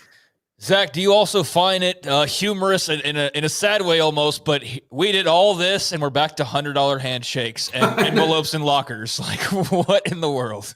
It really is ironic in that way. And I think the as we look back on this era that's now, I think, officially closed, for better or worse, I think really what's killed everyone is it's not necessarily the NIL, because that wasn't coming out of the schools' pockets. It was coming out of largely donors' pockets. And we could say, well, it was unsustainable, but the money kept going up and up and up. I mean, remember that story from a few years ago when it was $13 million was what Ryan Day told Ohio State, the Columbus business community, that's what it was going to take to build a championship-level Big Ten roster. Now $13 million of just collective money in the Big Ten wouldn't even buy you an Outback Bowl trip. So the money kept going up and up and up. I think what killed it was the lack of continuity, the unlimited transfers, and that's entirely the court's fault and ultimately the NCAA's fault. I think if we could have had unlimited NIL along with restricted player movement, I think we would have had something sustainable. But having unlimited NIL and unlimited player movement, I don't fault the quote unquote adults in the room, the ADs, the coaches, the school presidents for trying to put a stop to this. Do you think that what is your opinion on the widening gap that will now maybe be more starkly made because schools could opt in or not pay their full $20 million or decide that hey, you know what? We're a basketball school. We'll have football, but football, we're going to spend most of our money on basketball. So their football won't be as competitive. Do you think this will push the P4 further apart, or do you think this gives people an opportunity to maybe close the gap? I don't think so, because ultimately those decisions are going to be made by people who work on short-term contracts and want to continue doing their jobs. To fill in your example, I'm thinking of a school like Mississippi State. Mississippi State's never, ever, ever going to win the SEC in football. Mississippi State loves their baseball program. The smart play is to probably, if you're going to stretch that $20 million, to spend it disproportionately on baseball. Or if you're Kentucky, spend it on basketball. But that's not going to go over well. Coming out and saying, if you're Mississippi State, coming out and saying you can't compete with Ole Miss, LSU, your neighbors in football, I don't imagine ever going well, even if it would be the smart move. I think the short-term winners, as everyone is pointing out, is the basketball-only schools, the Big East schools, your Gonzaga, schools like that do not have football programs to feed, that can spend the lion's share of that in basketball. I think what's going to be interesting is a school like Texas Tech that's obviously done extremely well in softball. Are they going to continue to invest in their softball program at the expense of their women's basketball and their other women's sports? South Carolina women's basketball is obviously punching above their weight class, even though they don't technically turn a profit on that sport. It's done a lot of good for that school. Are they going to rob Peter to pay Paul in that respect? I think that's something that's going to be interesting to watch. But at the end of the day, I think all these schools are going to find ways to quote unquote cheat to pay these guys anyway. You talk to a lot of coaches, Zach. What would you describe as the general mood of the college football coach when it comes to their job right now? That's a good question. I think it was very, very weary, and you heard terms of burnout and people getting out of the profession, going, guys moving up to the NFL is always a thing, but taking any life raft possible to go live a real life in the NFL, which you couldn't do in college football. I think there's some cautious optimism. I think at the end of the day, it's still a very competitive enterprise, and I'm just kind of all waiting for the first time that Deloitte or whoever it is says, no, we can't. I know you did a great job recruiting this player, but we can't get him because we can't afford to pay him. At the end of these days, these coaches know, well, now my roster's not going to be as good if I can't get this guy, and I'm going to lose games and potentially lose my job because I can't build the roster I need to do to go out and win Big 12, Big 10, ACC, SEC football games. I think very much the rubber is still yet to hit the road in that regard. In regards to a story today in coaching circles, Vince Marrow leaving Kentucky, you had that story up on the site within the last hour, seeing a lot of big reaction to this as he makes the move over to Louisville, and a lot of like, well, this means Kentucky's in trouble and this means that. How big of a move is this for Louisville, and what are your thoughts on the move itself and what it says big picture-wise? Yeah, I think it's a really smart move by Jeff Brom and a smart move by Vince Marrow. I think Mark Stoops' best days at Kentucky are behind him. He got, I think, an inordinate amount of praise for doing a replacement level job. He's better than Joker Phillips. I don't know that he's Hall of Fame worthy for what he's done at Kentucky, but I think that his best days are behind him. I've been hearing for a while now that other staffers are looking to get out at Kentucky. We'll see how successful they are come this winter. Obviously, Mark Stoops himself is looking to get out of Kentucky, see Texas A&M. Vince Marrow made $1.3 million this past year, and it's not because he's that good of a tight ends coach. I don't think Kentucky's littered, or the NFL is littered with Kentucky tight ends. It's because that guy got players to Kentucky. And so to make Louisville stronger and Kentucky weaker is a great move by Jeff Brom. For Vince Marrow, it gets him out of Kentucky and gets him off the field and off the road recruiting. I think it makes a lot of sense for those two parties, and I think it really hurts Kentucky. What do you think about, Iowa as well? Iowa brought in Scott Pioli. Oklahoma's brought in more people. What has Oklahoma not done at this point, Zach? Yeah. I mean, I feel like there are no stones to turn over at this point in Norman, Oklahoma, right? Yeah, I think Oklahoma's renovating the house while Brent Venables is still living in the master bedroom. I wrote my story today. You could make an argument that of the 9 most important people in the Oklahoma football building on a day-to-day basis, 6 of them weren't there in December. You're talking your offensive coordinator, Ben Arbuckle, starting quarterback, John Mateer. You got a new head trainer that was hired today. Jim Nagy, his general manager, and the staff that they just announced today. Brent Venables, himself, so to speak, as his own defensive coordinator after Zach Alley, a guy that they all thought was going to be there for a while, left after 1 year. And then you hire Randall Stevenson, who Jim Nagy and Brent Venables both report to. Jim Nagy does not report to Brent Venables. He and Venables report to Randall Stevenson. So I think you can make the argument that Oklahoma is finally doing what they should have done when they first hired Brent Venables and giving him the tools he needs to go win in the SEC.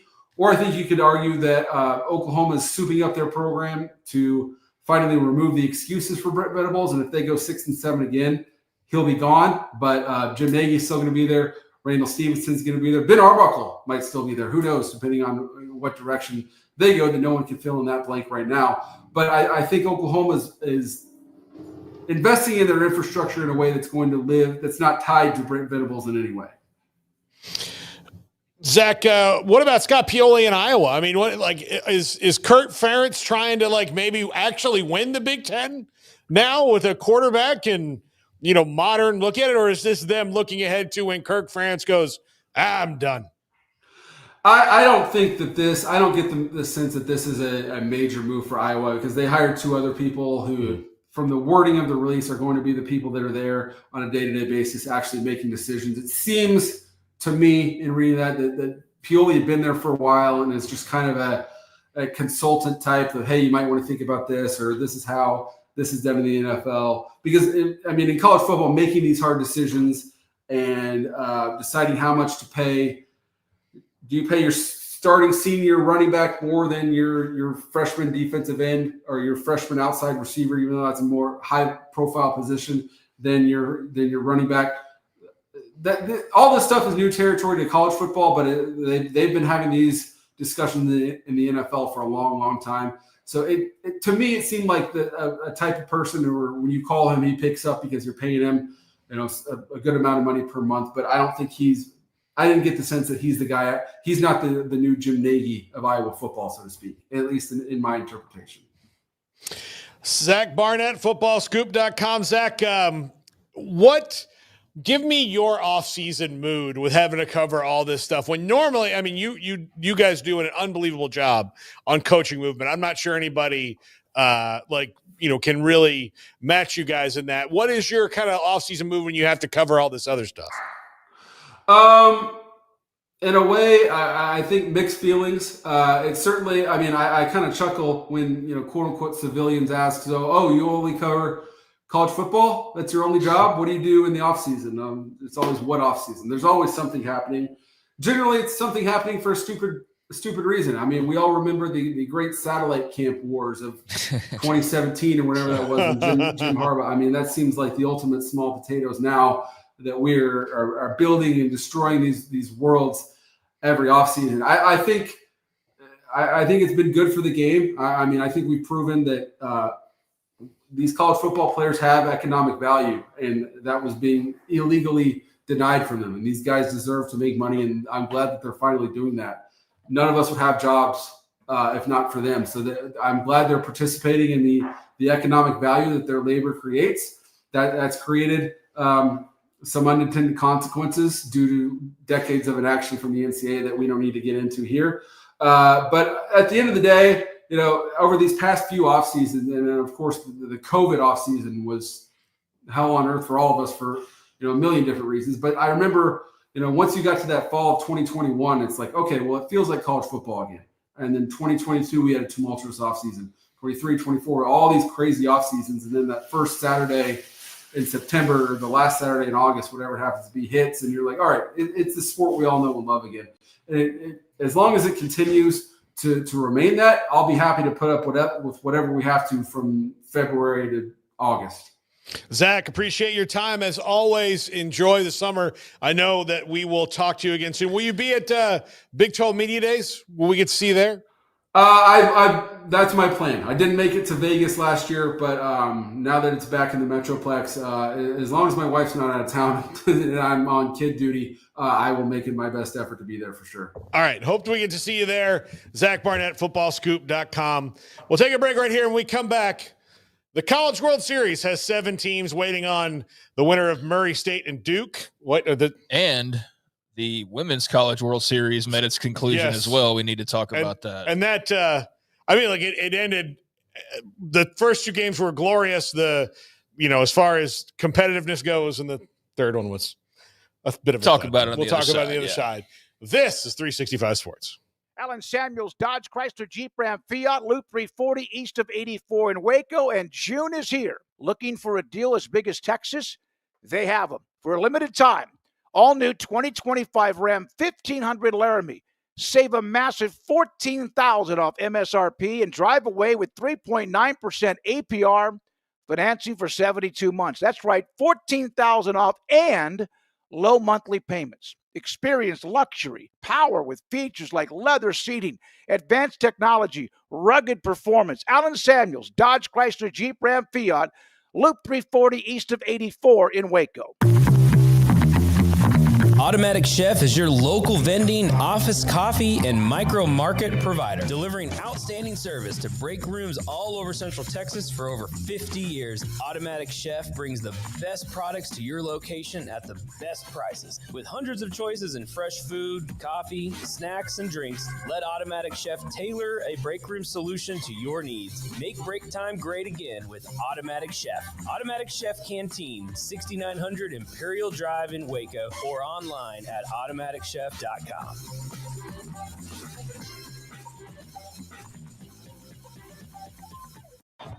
Baylor alumni are more than 160,000 strong. When we all join hands to support our university, we don't just move the needle, we move mountains. Working together, we create life-changing opportunities for students on the field, in the classroom, in the laboratory, and in life for generations to come. So get connected. Get involved. Learn how at Baylor.edu/alumni. There are 26 letters in the alphabet, over 600,000 words in the dictionary, and just 3 of them said together can change everything. Let's order pizza. Those 3 words lead to dough made from scratch and 3 fresh signature cheeses that blanket golden crust in a heavenly melt on Marco's Pizza that'll blow your mind. So visit marcos.com to order and stop by Marco's Pizza in Belmead, China Spring, Woodway, and in Robinson. Marco's. Pizza lovers get it.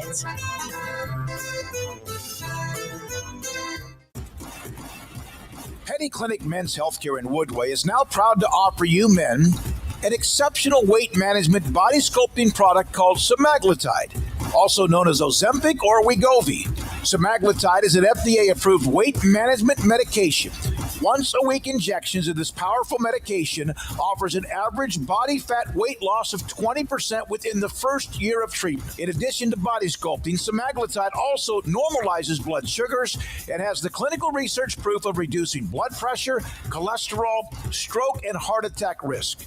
If you're like most men and you have stubborn fat that will just not respond to typical diets and exercise, then help is finally here.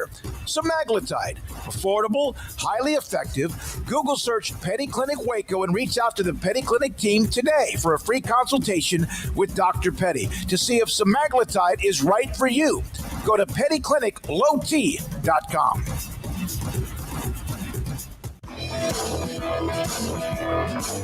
This is 365 Sports. Enjoying the show? Hit the like button and subscribe. Welcome back, 365 Sports. Paul, Catalina, and Craig Smoak. And all right, Craig, let's just go. Let's get into it. Let's talk about college baseball. Let's talk about college softball first. Yeah, let's wrap up college softball. Because that one's actually done. That was it was so strange to see Najee Kennedy finally run out of gas, but she did right away in the first inning the other night. Bummed for Texas Tech fans and for Tech that they didn't get to close it out, but Texas has been sitting there waiting for this opportunity to not have to play Oklahoma for a long time, and they took full advantage of it on Friday night.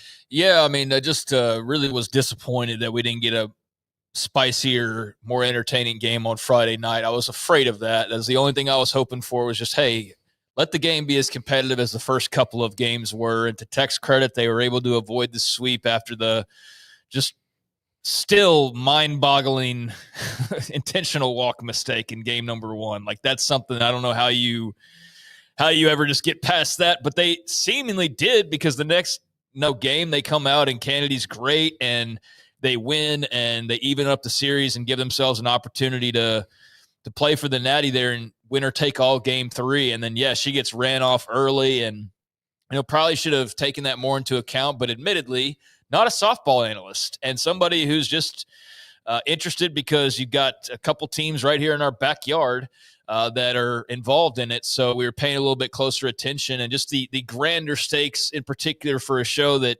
does look the Big 12's way more than they do nationally. Texas Tech having this opportunity was a big damn deal, especially against an old rival like Texas. So we were interested in this one, and I just hate that it ended with such a dud, although it was anything but that if you're a Texas fan. I mean, they've been banging on the door. They've watched Oklahoma reel off 4 straight wins, and Patty Gasso's got 7-8 titles now in the last decade of time, and now they can say that they're a part of that national championship softball circle as well, and maybe they're starting their own little run. We'll see. I'm sure Oklahoma is ferociously refueling for next year, and there will be other teams. Tech's already gone and picked up an All-American catcher in the transfer portal. I saw that over the weekend, so they're not done by any means either. They're going to continue to invest. But, congrats to Texas. They had been close a lot of times, and this almost seemed like it was inevitable.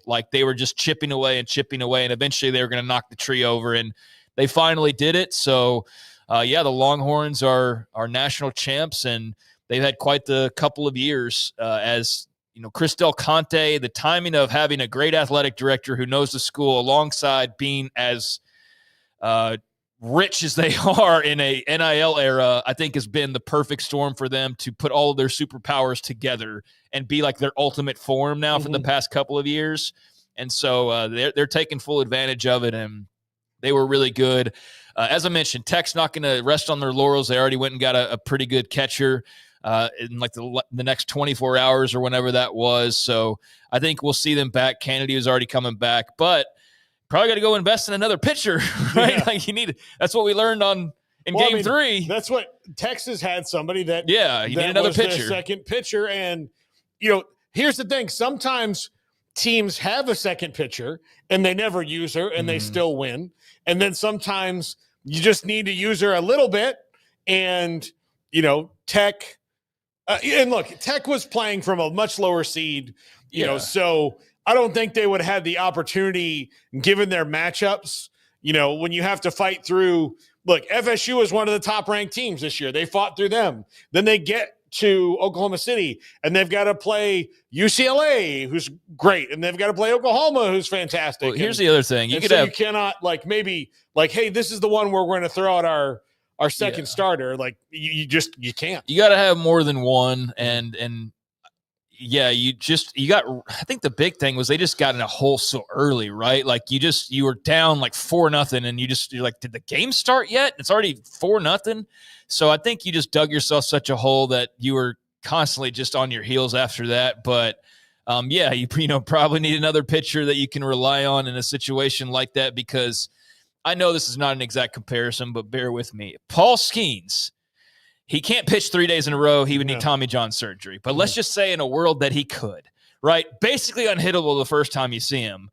But if you've seen him 3 days in a row, let's just say it's like softball where his arm is still great and he's not fatigued. She was a little bit fatigued, clearly. But when you see a guy 3 days in a row, you're going to have your timing down. You're going to be ready to hit that person. And I think that's a big part of what happened as well. The fatigue of Kennedy just at this point in the season, this deep. And then you're facing the same team 3 days in a row, and they're a really good team. Unfortunate. I saw, I made the crack about Florida State, like typical Florida State. I saw a lot of the typical Tech for Red Raiders fans, but them getting to the College World Series National Championships, not typical Tech. I'll say that. Like, that's a bit farther than typical Tech. Now, as far as winning the big one, they fell short. But I think it's like Texas softball. You hope that you're in an era now where the perfect storm's here, and if you just keep chopping away, eventually you're going to knock that tree over, whether it's in football or it's in men's basketball or it's in softball. Cody Campbell's, in it to win it, and they took it a step farther than anybody expected them to or thought that they would. And they made the big investment. It paid off, just not the ultimate prize, just one step away, and that's unfortunate. Yeah, it is. But if I'm a recruit and I'm wondering in the new era of who's committed to my sport, especially if I'm a sport like softball, and it is a crapshoot as to who. And not everybody's going to be like, we're investing big in softball. Exactly. Like Texas will be every sport. Yeah. Oklahoma's going to try to be every sport, but certainly what they are going to lean towards, they're going to lean towards softball. Yeah. Amongst their choices. I think Tech sees a path where we can be successful here.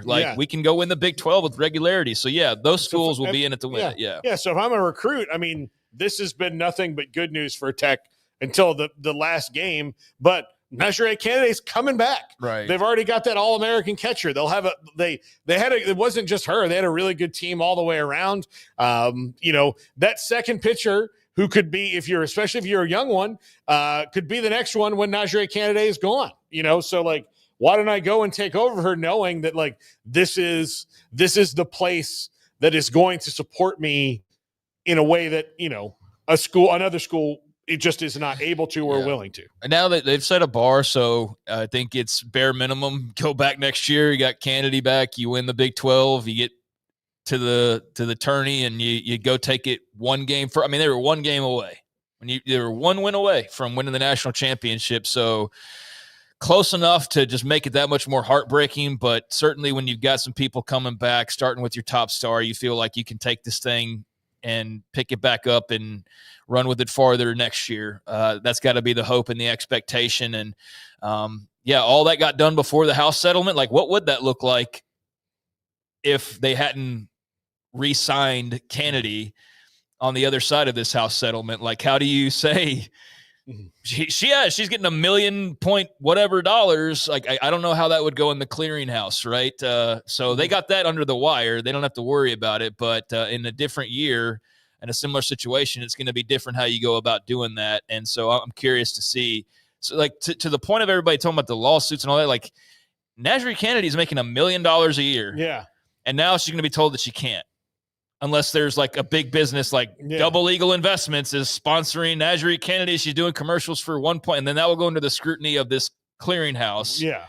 And you're going to tell her, we don't think you're worth $1 million based on these formulas that we've created and all of that. And yeah, that's going to lead to a lawsuit. That's going to lead to a lawsuit, no doubt about it. A lawsuit that they'll lose, and they'll have to write a rule. Like, they're going to have a very broad definition of fair market value. And they're going to have some politicians. But we're going to talk all that to death. But yeah, I mean, it was a great year. Congrats to Texas. And now we'll see where the softball wars take us in 2026 because, Oklahoma's not happy. Texas is, but they got to defend the title. Texas Tech will be right there. They're reinvesting. So I think we definitely took a closer look than we normally would, but hopefully everybody enjoyed that. And I haven't seen the ratings just yet. I don't know what game 3 looked like compared to the first couple when you had over 2 million people for those, but I feel like it was safe to say it's pretty healthy showing for women's college softball and a good year all around, a fitting champion at the end there. Yeah, absolutely. And, good on you, Texas Longhorns. That's about all you'll get out of me. It's paining everybody to say it. Yeah. I'm fighting through it right now as we speak. No, I mean, I'm not a terrible fan and like that. Yeah. I mean, get credit where credit's due. Like they're very good. Yeah, they're a really good team. They're very good, and they've been annoyingly for their fan base second best for the last few years, and second best to their biggest rival. So it stings a little bit more when you can't hit that and you think it's just right there, and you can't. So as a matter of fact, like, I believe the last non-Oklahoma team to win before Texas was FSU, and they had to do it on the ridiculous play at the end of the game. Yeah, the crazy catch ever, and then it's been that Oklahoma, and then now Texas. So, you would be incorrect. Okay. COVID won in 2020. Okay. And then UCLA won in 2019. Okay. Florida State won in 2018. Okay, 18. Okay, yeah, there we go. But you're just a year off there. Yeah, just a year off. So UCLA. Sorry, UCLA. Yeah. I knew they were in there. So, I think I transposed in my brain UCLA and FSU. All right, let's talk College World Series. There are 7 of the 8 teams. I have not. What time is that game? I believe it's at 6. Let me double check. Tonight, Murray State and Duke. Murray State won 19-9 yesterday. But it's at 6 o'clock on ESPN. Yeah, so 6 o'clock tonight is that last game for the last spot. Coastal Carolina was the first team that made it in. Garrett, I'm proud to say that you and I called that. They're so good. They're very good. Love their color scheme. It's different from a lot of other teams. And Chanticleers is a cool name. It's just a cool name to say. It could mean the dumbest thing in the world, but it's still just cool. It sounds cool. Chanticleers. Yeah, no, it's a cool name. And they're really good. Yeah, we need to go. Like, you weren't here when we had their 80 on that time, but he's invited us to go do shows out there, and it's like, don't threaten me with a good time. I'll show up. I'll be there, right there, shucking oysters with you. They have the different kind. It's awesome there. So we'll stay in Charleston. It'll be great. I have no qualms about doing that. I said, okay, I'll crash on your couch if I have to. But no, really happy for them. They're really good. I think what we saw was that, I don't want to say it's SEC bias, but it was a little bit because of last year, and that happens. That's why I think the committees and all these things need to maybe like work out of their system, because the SEC was such a tough league this year, and there was a little bit of misplaced seeding in that, because I think they were seated way too low. I think Auburn was seated a little bit too high. Not that they shouldn't have been a top 8 seed, but like, there were some of these teams, like, Coastal should not have been not hosting in the Supers, in my opinion. Kentucky shouldn't have gotten in. Yeah. So like all those things that happened. I think Oregon State's probably a little bit better than people gave them credit for. As far as their seed, they were 8th, but I mean, I guess you can't only go a little bit better. But there were a little bit of misplaced seedings, but I don't think that really makes much of a difference. The big thing is that there's so many big top seeds out of this thing right now. Arizona beats North Carolina 2 in a row after getting absolutely throttled on Friday, and you're thinking like, well, that's that. Good luck, Big 12. So really the only like big time program who's in this thing that's a big time baseball name, I guess Coastal can be because they're a national champ, is LSU. The rest of them are, Yeah, well, absolutely. Oregon State's a big. Oregon State, yeah. Okay. Arizona's got a proud history. Yeah. I mean, as far as the teams that are in, Coastal Carolina, Arkansas, Arizona, LSU, Oregon State, UCLA, and Louisville. Those are the 7 teams that are in, and we're awaiting the winner of tonight's game to see who's going to join them. But those are the teams that are in, and then it'll be either Murray State or Duke who will be with them. If you want to do the conference thing, you got 1 from the ACC, possibility of 2 there with Duke wins tonight, 1 from the Big 10, 2 from the SEC, 1 from the Big 12, 1 from the PAC, and then 1 from the G5. So that's as even as you can possibly get, which I think is great. And I'm not going to argue with you about the SEC and the seeding because I won't pretend that I paid close enough attention to really have a strong opinion on that. But do I believe that somehow they benefited from juiced postseason rankings? Oh, yeah, probably so, because that's their intent when they propagandize so many things like they did with the basketball tournament or with the football playoffs. So, yeah, I think that probably happened to some extent. I think Georgia Tech was underseeded. They could also be like Florida, and you go, well, they didn't deserve all these teams, and then it's like LSU won the national title. So what are you going to bitch about? It's like, you know what I mean? So they still won it at the very end. So I think we need to wait for LSU to not win this thing before we start throwing shade at the SEC. But yeah, they get the benefit of the doubt clearly more than anybody and every time for the most part. Save me the Alabama deserved it, that kind of crap. But outside of that, yeah, it's as evenly spread as you could imagine, and they still have one more than everybody else, and unless Duke wins tonight, and then the ACC would also have 2. But yeah, not quite. It wasn't the 5 out of the 8 kind of conversation that I felt like people were having prior to the tournament, right? Where Texas and A&M and LSU and so they're all going to be in there, and it's LSU and it's Arkansas that have found their way here. But yeah, man, credit to Arizona. They looked dead on arrival when they lost to North Carolina on Friday, got their ass kicked, and it just looked like, oh, this isn't going to be good. And everybody kind of talking into this thing that I heard, not unanimous, but there's a pretty wide opinion. North Carolina is the best team going into this thing. I thought so. Yeah, a lot of thoughts that North Carolina could win the Natty, and they win big on Friday, and you're like, well, see you, Arizona, and then kudos to the Wildcats, man. That's awesome. I know Jason Shear was going crazy on Twitter and various other Zona fans. That was a big deal for them. And what a great rally to take the final 2 games, and a very close game yesterday to win down to the wire 4-3.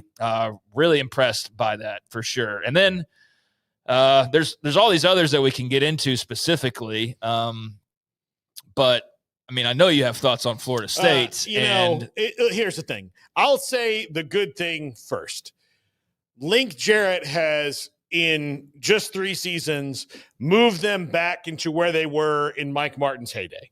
They are one of the elite teams in the country when it comes to players and rosters and what they're set up for that. The problem is, and it's going to get better. He's a great coach. The problem is that the FSU athletic department as a whole right now seems to be freaking cursed. And that even the good things, bad things happen. And I think it's dog crap guy that we have to go to and go, listen, buddy, we all need you to do this. I'll even compromise and say hey, we can mix it up with some ice cream or something. Just soft serve chocolate ice cream. You won't know the difference. Yeah, we'll put it in the blender and you'll taste little bits of it. But, you just got to get it done. I saw a clip from Jameis Winston that was circulating where he said earlier this year that the guy should eat the dog crap. Yeah. It's the onus is on this guy now. And I am fully on board and believing that this is the curse of FSU, and it's all over this guy's refusal to pay up on his bet and eat dog crap. I'm all in on this. If that's what you want to believe, I will believe it alongside you. Look, Absolutely. I don't know. Look, I'm a Red Sox fan, so I know curses. I know the feel of curses, and I know the dog crap guy happened like later, and not just at 321 Noel is what his name was, and I know that's probably long since erased, but that was 321 Noel, who said if Florida State loses to BC this weekend on August 27th of last year at 11:42 a.m., he said, I will eat dog S out of a red Solo cup with a spoon and post a video of me doing it. And then he never followed up on that day. Yes, and then they went from 0-2 to 2-10. But before all that happened, look, we had the complete miscarriage of justice with the committee. Then last year got absolutely hosed when Christian Moore went around. The basketball programs had lost in the wilderness for 4 years anyway. There's a lot of other good sport, but look, hey, the softball team was as good as it's been since 2018. Guess who they get when they get to host their super regional? Freaking Nigeria, Canada. Yeah. So again, there are things conspiring against them. Hey, they're not a top 8 national seed. What other? They're 9th. So they don't get to host a super, and they've had this fantastic year. In fact, they were like 24-1 at one point. They were ridiculously good early in the season. They got into the very tough ACC. North Carolina, really knocked them out of that top 8 thing. They're so unlucky and so cursed, and I just need that guy to eat some dog crap. Well, I just need it. If it doesn't work, it doesn't work, but at least it'll be off my mind. All right. Well, I did appreciate the atmosphere in Corvallis. Yeah, that's a great baseball program. Mm-hmm. They do a really good job, and kudos to the Beavers in the midst of all their own turmoil and the pack drama and everything like that. Talk about a school where where you're going to invest. Baseball definitely going to be on the front burner for Oregon State, as it should be. But, yeah, big win by them yesterday. And was bring pitching if you want to this game on Sunday. 24 runs between the two of them. Yeah, FSU probably needed that game to be 13 innings agreed to beforehand.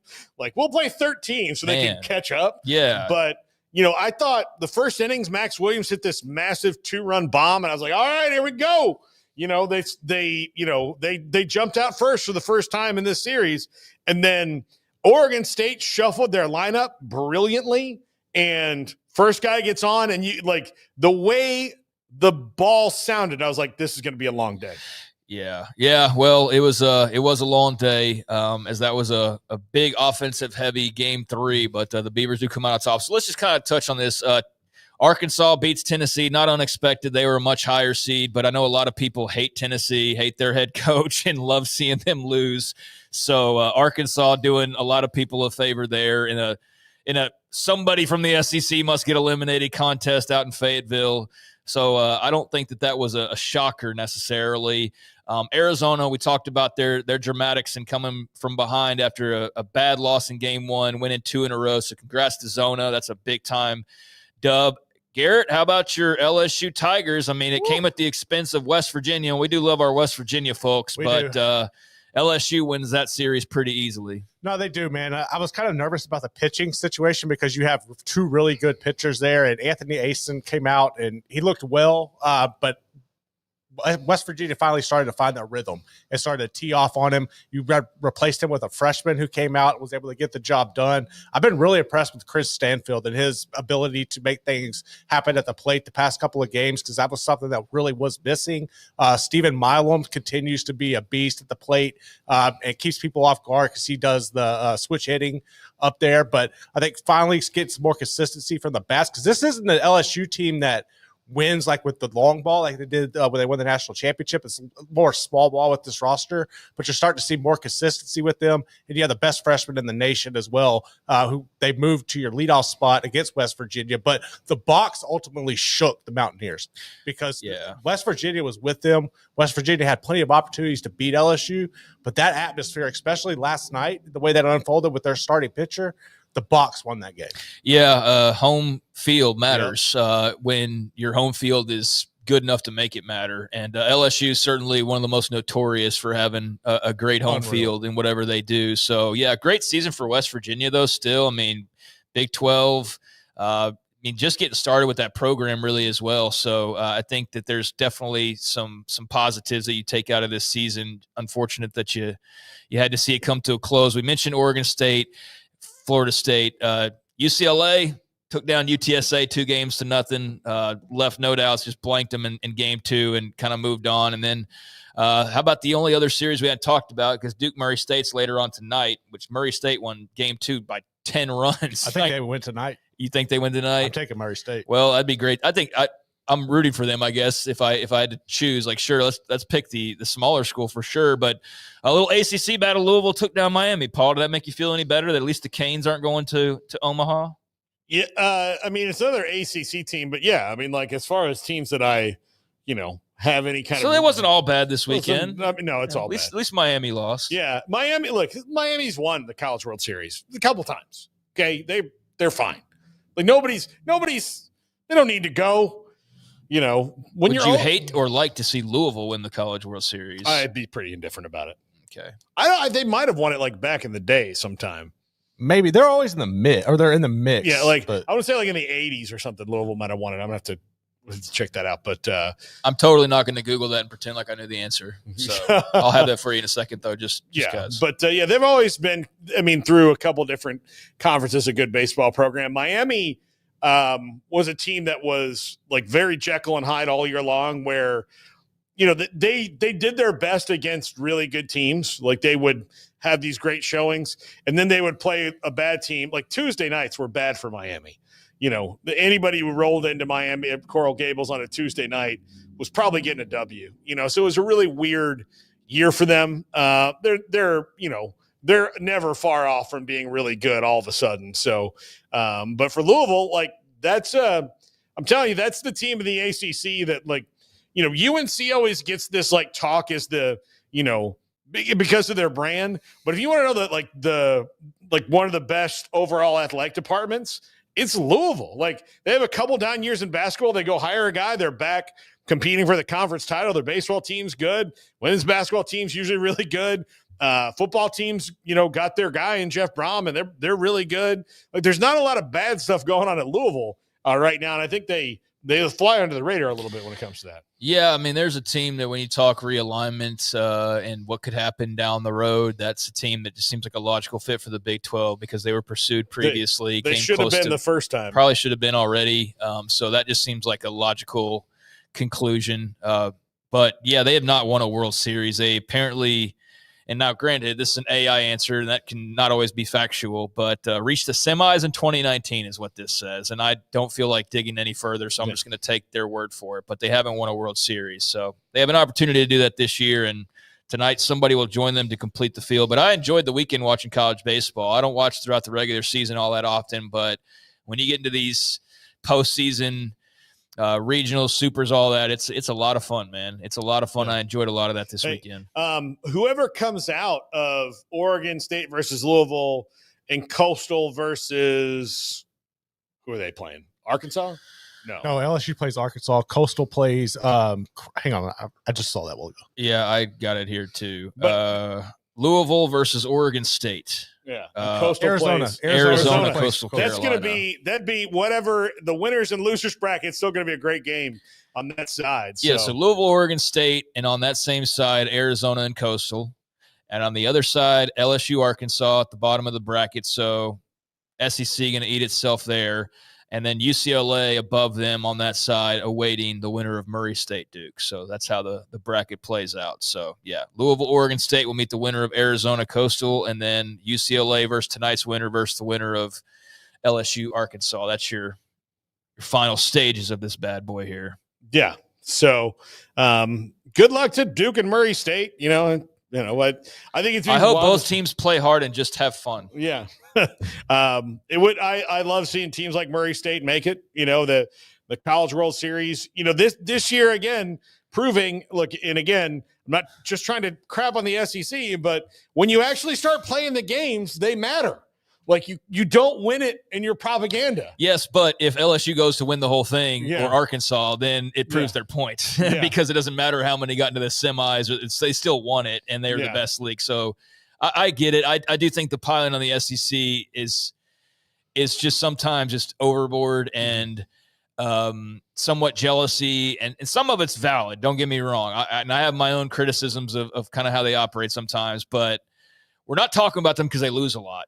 Talking about them because they win a lot, and they won the basketball title when everybody took like a couple days ago, like, see, they've only got this many in the Sweet 16. They were frauds to have 14 teams make it. And then who won the damn thing? It was Florida. So, that could still work out this way. But I understand your point is, and I acknowledged it a few minutes, like 20 minutes ago. It's like, yes, they are definitely overinflated and overmodulated more often than not, and they get the benefit of the doubt more often than not, and they get more teams in because of that benefit of doubt more often than not. So I do wish that would subside a little bit, but I don't know how you uncook that bias at this point. No, I know. I think part of it is you just need to look at Houston needs to beat Florida for the basketball title, and somebody needs to not have LSU or Arkansas win this one. But when they are selecting the teams, not the ones at the top, those are obvious, right? Yeah. Florida was an obvious 1 seed. They were when Oklahoma's basketball team's making the tournament is like a last in. It's down there at the bottom that you need to say, like, okay,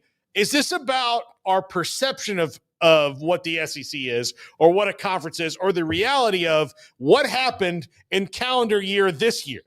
That's, I think, the thing that's hard to pull out of people's brains, because they'll be like, well, the SEC is always there. Well, I love the first argument's always, well, how many national titles? It's like, I'm talking about this season. Yeah. I'm not talking about last season. I'm not talking about the last 10 seasons. I'm talking about this season. And the other thing is those national titles have all been won by different teams.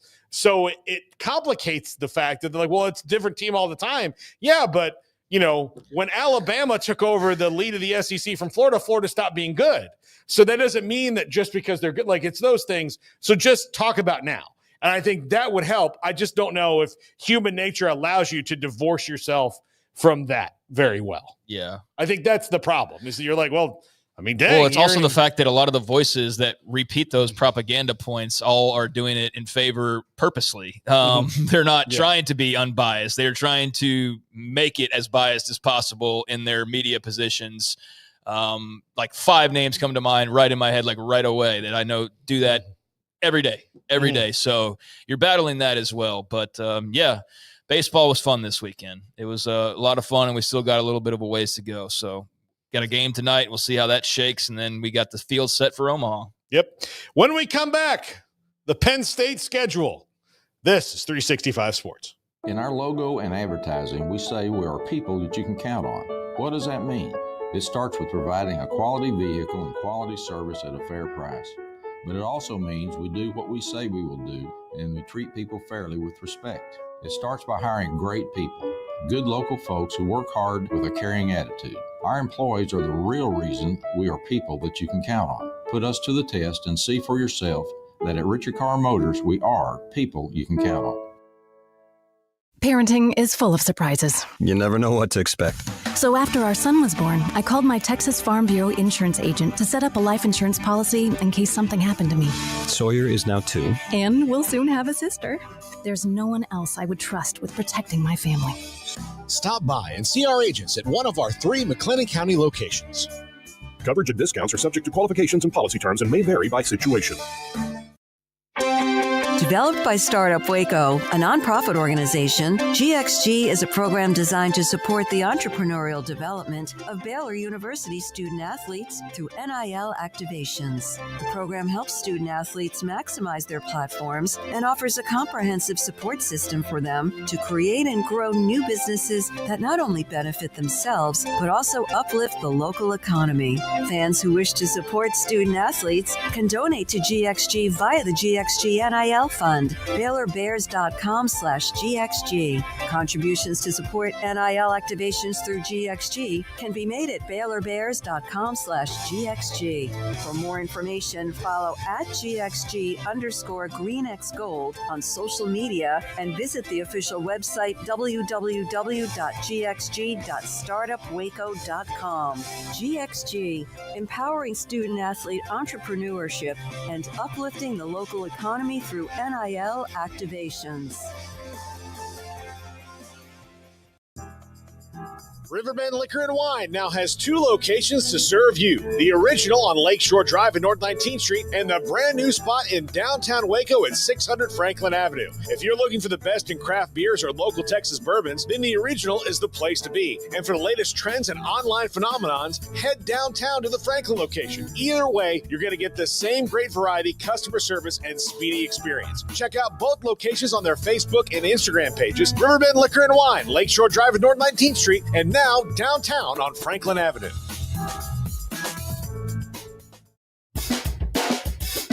This is 365 Sports. Check out the 365 Sports family of channels on YouTube. Welcome back.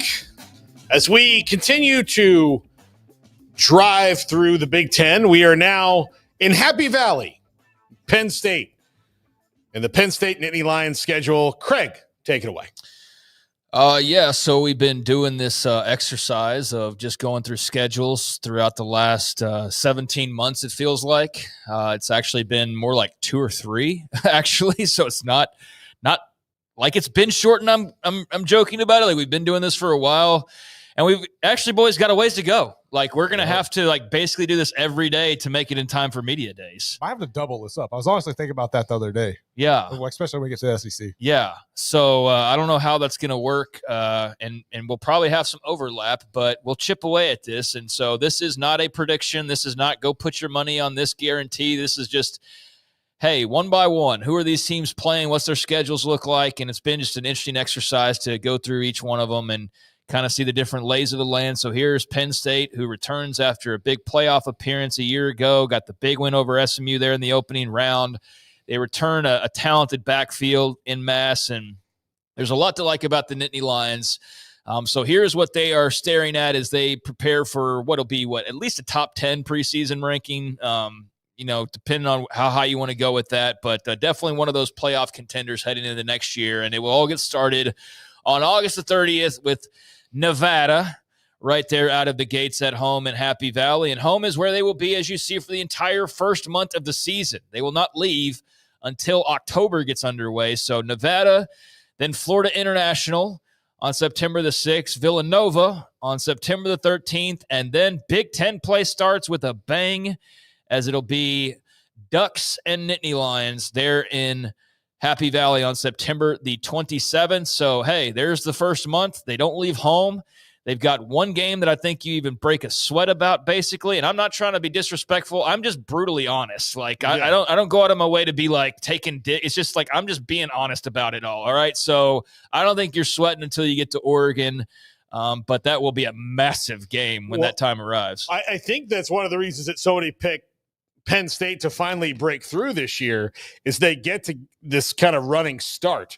And they have that early bye week before Oregon. Oregon, who doesn't have a bye week, as we went through last week, before Penn State. So, I mean, sometimes it's an advantage, sometimes it's a disadvantage, but they will be coming off playing a rivalry game right before it, again, Civil War. So there are some advantages in this schedule right off the bat for the Nittany Lions. So, yeah, I would say that, this is – now that their schedule's not easy, but they're a good team that can hit the ground running, and I think that allows them to build some momentum. Yeah, I think we'll see. They got a pretty thick middle there that could be dangerous, but that first month, you do have that big challenge with Oregon, but having 2 weeks to prepare, as you mentioned. And you don't leave. And you don't leave. You don't go anywhere. So, that's a nice little ramp up to your first big game, is having that first bye week there right before the Ducks. So then you get into October, and you will be at UCLA on October the 4th. Then the following week, and that's your first road trip. 5 weeks in, you're going halfway across the country to Los Angeles and Westwood, which is a beautiful area. They'll enjoy it. They'll have a good time. Then it is Northwestern on October the 11th, back at home. So 5 of your first 6 games at home. And this is then where the home games kind of trickle down to just a little drip here and there.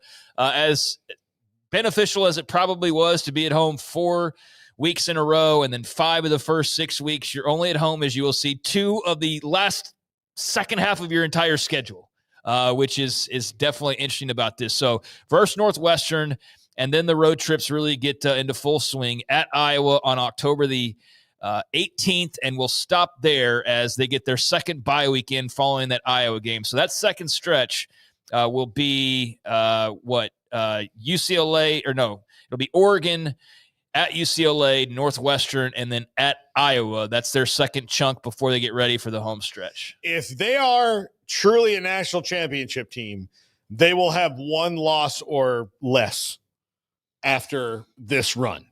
Mm-hmm. Like that to me, they're going to have to. But Oregon is always going to be scary. I'm telling you, going to Iowa this year is going to be maybe a different experience. I think any year really for them, man. I think they're such a tough draw with how unorthodox they are compared to your typical every Saturday matchup, right? But yeah, especially if they've got a better situation, better quarterback play, I think the difference is Iowa can't play from behind. Like that's what happens. If they have one of those days when they play a Penn State or a Michigan or Ohio State, those are the ones where it's 17-0, like before you can say jackrabbit, and then Iowa cannot play. They can't come back. They weren't built up for it. But now with Gronowski, the quarterback that they got, I think they're going to be able to play from behind, which makes them, and not play from behind in a 13-10 game where they need to score, 1 more touchdown or get 2 field goals in the fourth quarter. Field goal feels like you're 21 down. Yeah, exactly. But they can fall behind by 2 touchdowns and then probably come back better than they have in the past, which with a defense like theirs, if all it takes is for them to wake up all of a sudden under Phil Parker, then that makes Iowa a lot scarier, I think, than they've been in the past. So you'll go to Iowa City, and then you get your second and final break. Gears you up for a 5-game stretch that starts off with a November 1st trip to Columbus. And I will go ahead and make mention here, all games Saturday for Penn State this year, all Saturday games. So go to Columbus. You'll have 2 weeks to prepare for that at least. So your 2 biggest games on the schedule, both come after your bye week. Oregon early, and then Ohio State later on. Ohio State also has a bye leading up to that. So you'll see how much advantage you actually gain. But that is notable there. So after Ohio State and that road trip, you're back home, take on Kurt Cignetti and the Indiana Hoosiers. Then back on the road, take on Michigan State on November the 15th. Back home the following week as we go back and forth here down the stretch, and they will be playing host to Nebraska on November the 22nd, and then to finish out the regular season on the road against Rutgers on November the 29th. So that final stretch, you've got at Ohio State, Indiana at home, at Michigan State, Nebraska at home, at Rutgers. Those final 5. Yeah, that's a meaty stretch there. Yeah. And again, if they're a national championship team, it'll just prove them out over that time. But Ohio State will be a national championship competing type of team. Indiana remains to be seen, but they're better than Indiana's been in forever. Yeah. Michigan State should only be going upwards at this point. Nebraska better damn well be going upwards at this point. And then, Rutgers can be feisty from time to time. That's the very end. So you're going into that game. We'll see where they are, right? Like we'll see what they need to do or what needs to happen for this certain result. So you're not really worried about the very end just yet. But yeah, leading into that, like there could be a lot of damage or a lot of success. Yeah. And so the 3 games that stick out to me, obviously, on the schedule are going to be Oregon, Ohio State, and Indiana. And they have to, big game James has to win those. Mm-hmm. Like he has to win. And I would say that, and most fans would trade this in a heartbeat. If they lost to Indiana and won all the rest of them, if they beat Ohio State finally and beat Oregon, in the regular season and were actually in total control of their own destiny, I think most every Penn State fan would take that and would make them feel good going into the playoffs, because I'm sure as a Penn State fan, you think like, great, we're here. Oh, we've got a good matchup. Okay, good. We have SMU. And then, they go and play Notre Dame and they lose, and it's the same story. James Franklin is fantastic at beating the teams he's supposed to beat. But when it's a team that they're evenly matched with or better, his record is not good. And so that's what he needs to turn around.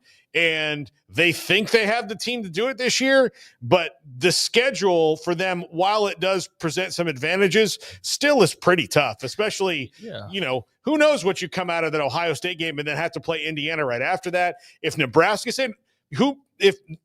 takes the normal Matt Rule step, they should be salty as hell. Yeah, they should be. If they do, I mean, so that's if history repeats itself. That's the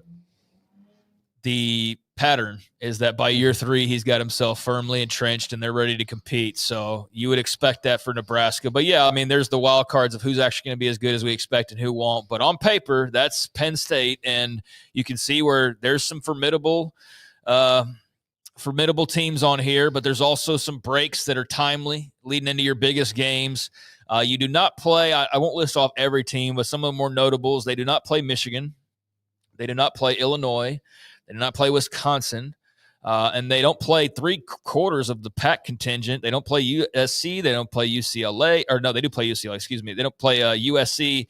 They don't play Washington. So 2/4. I was thinking of Oregon, not Penn State. So they don't play USC or Washington out of the Pac, but they do get Oregon, UCLA. So hopefully that's clear now what I was trying to say. But those are just some notable teams that might be good that you are going to miss out on. But I do think with this schedule, by the end of it, I don't think Penn State's going to have to be arguing if they're sitting there with one loss too much. If they're sitting there with a couple losses, obviously for any team that gets dicey, but I don't think they're going to have to worry about the Indiana problem of like, this schedule sucks. Y'all don't deserve to be in, even though you're 12-0 or 11-1 or whatever it is. I think there's enough quality on here that you won't have to worry about justifying your schedule. Does that make sense? Yeah. Okay. No, they won't. They will not have to, like, if the committee comes out and says this wasn't a good schedule, it means something tragic has happened to the Big Ten. Right. And granted, Indiana just got the benefit of the doubt on their schedule, so I don't think Penn State's going to have to worry about that. But just like, saying, if it would be one of those like once in a lifetime, like, man, all these teams are bad. They would have a case. Yeah, they would have a case that it was just a weird year or something. But no, they've got some good games on here. So there you go. There's Penn State, Drew Aller and company trying to break through and win the Natty. But going to be easier said than done, like for everybody else out there. Yeah, absolutely. Garrett, we're a little bit early. Why don't we run the top 5 and then we can kind of run through some stuff before the polls? What do you want to do? That's fine. Or do you want to do some stuff right now and then go let's do some stuff. Okay, yeah. Let's do some stuff right now. Here's an interesting tweet from Chris Vanini. We're going to get to this earlier. In that about tanking. Further complicating the matters is the fact that the settlement and revenue share calendars operate on the academic fiscal calendar, which runs July to June. This means each football season is split across 2 rev share budgets. If you spend all $15 million on players for 2025, then you aren't going to be able to pay anyone for 2026 until July 1st. So that requires thoughtful budgeting, and tanking, quote unquote, has been an issue unique to professional sports, but revenue sharing could usher it into the college ranks. If a team has glaring roster holes at quarterback or other key positions, it could elect to save its revenue share money and go all in on the transfer portal when the season ends with a bigger war chest than most of its competitors. And, I do think you will see teams try to manipulate the cap in different ways. Of course. So that's an interesting thing to think, like, okay, my team stinks, so we don't have a quarterback. We didn't get one in the portal. So let's just go in on the transfer portal since that's in the other fiscal year. And then these guys can double up a little bit as where they wouldn't be able to at another place. So, this is where it starts to make my brain hurt a little bit, trying to figure out all the intricacies of how teams are going to manipulate or get around or manage or whatever. I'm going to sit back and just see how it all goes and try to understand it as it all happens. But I totally get all the people thinking ahead of time and thinking of what all the logistics and problems are going to be. And I don't know what you'd classify this as, but certainly a unique part of this new settlement and moving forward is, I guess this possibility that I never would have thought much about. But it's clearly got some, solid thinking behind it. And it seems reasonable enough that could happen. I don't think it would occur to the extent that you're worried about suddenly having to put rules in place to prevent it. I think you would those teams would do that and then try to be better the next year. But I don't think this is one of those where it's, black and black or white on white. It's black and white compared to pro sports where tanking's bad for the NBA. We need to put rules in place. But if Illinois decides like our cap and blah, blah, blah, and we're going to just kind of suck this year, I don't think that's going to really ruin the sport in any way. No. Yeah. I think most of the time you'll know. Yeah. Like, they're not going to do it to a team that has expectations. They're going to know. Right. It's going to be like, dude, we have no shot. Like, let's try to gear up for 2027. If we play well, we play well. Yeah. That's fine. But I don't think you're out there like trying, but you won't be out there trying to lose games to win a draft pick. There's the drastic difference. Yeah. You're just not going to. So it's not going to hurt the integrity of the sport. You're not out there trying to lose intentionally. You're just not going to be very good. And you're going to acknowledge we're not very good because we can't really be very good because we want to be very good a year from now. So we got to just kind of suck and take our medicine this year. Yeah. Yeah. You got to do the best we can. And then we can go try to get some portal guys or whatever. We talked about Olympic sports a little bit with our guests today. Power Conference commissioners on this press conference today. Local campus decisions on revenue sharing. No one's forgetting about their Olympic sports, says Jim Phillips. And then Ben Portnoy from Front Office Sports had this.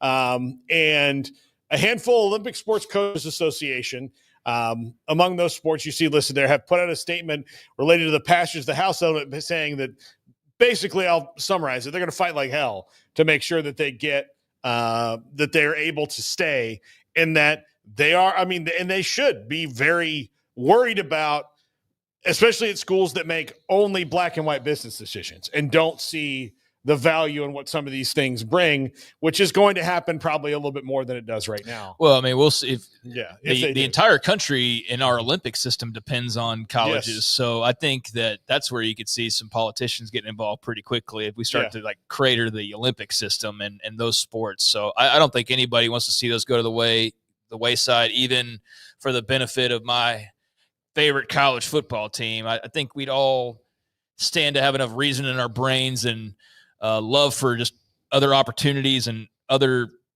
things that people love to have space for it all. And the last thing that I want to see happen, even if I don't follow water polo super closely or softball super closely or whatever, I don't want to see those sports just die because football needs to be good.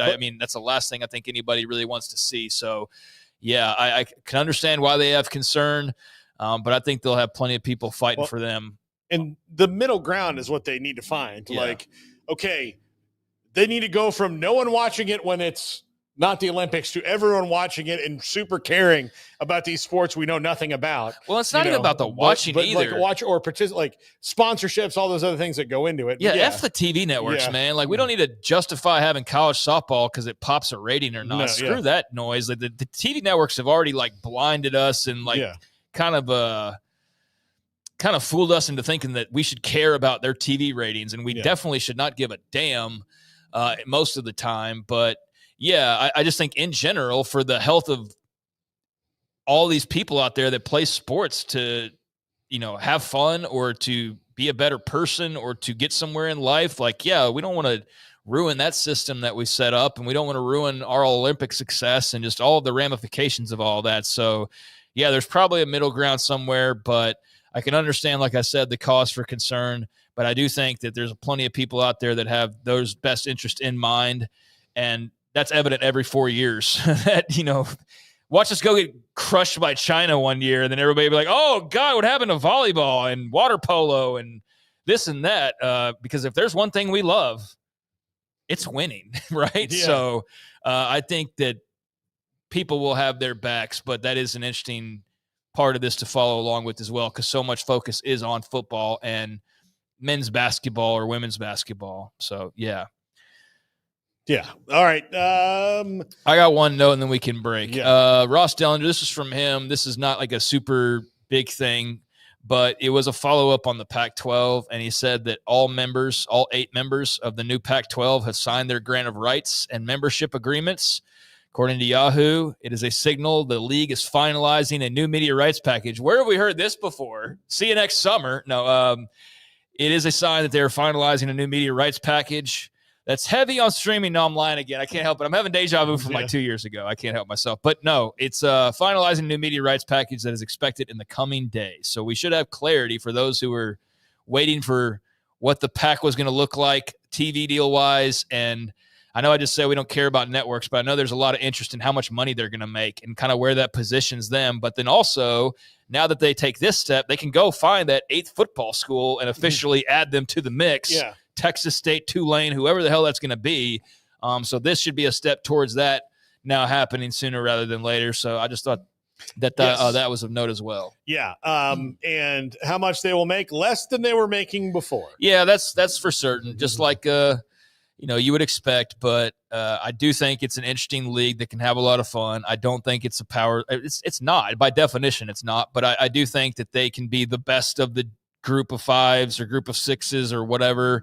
And I do think, as you see Oregon State in the College World Series, there are certain sports where they can still make big splashes. It may not just be in football, on a regular basis, and probably won't be, but it won't be for a lack of trying. So I know it's easy to poo-poo and who cares in some circles, but there's a lot of good Oregon State, Washington State, et cetera, fans out there. So they've been awaiting this news, and they should be getting it soon. So good for them. Absolutely. When we come back, the top 5 at Andrew Verlade's polling numbers. This is 365 Sports.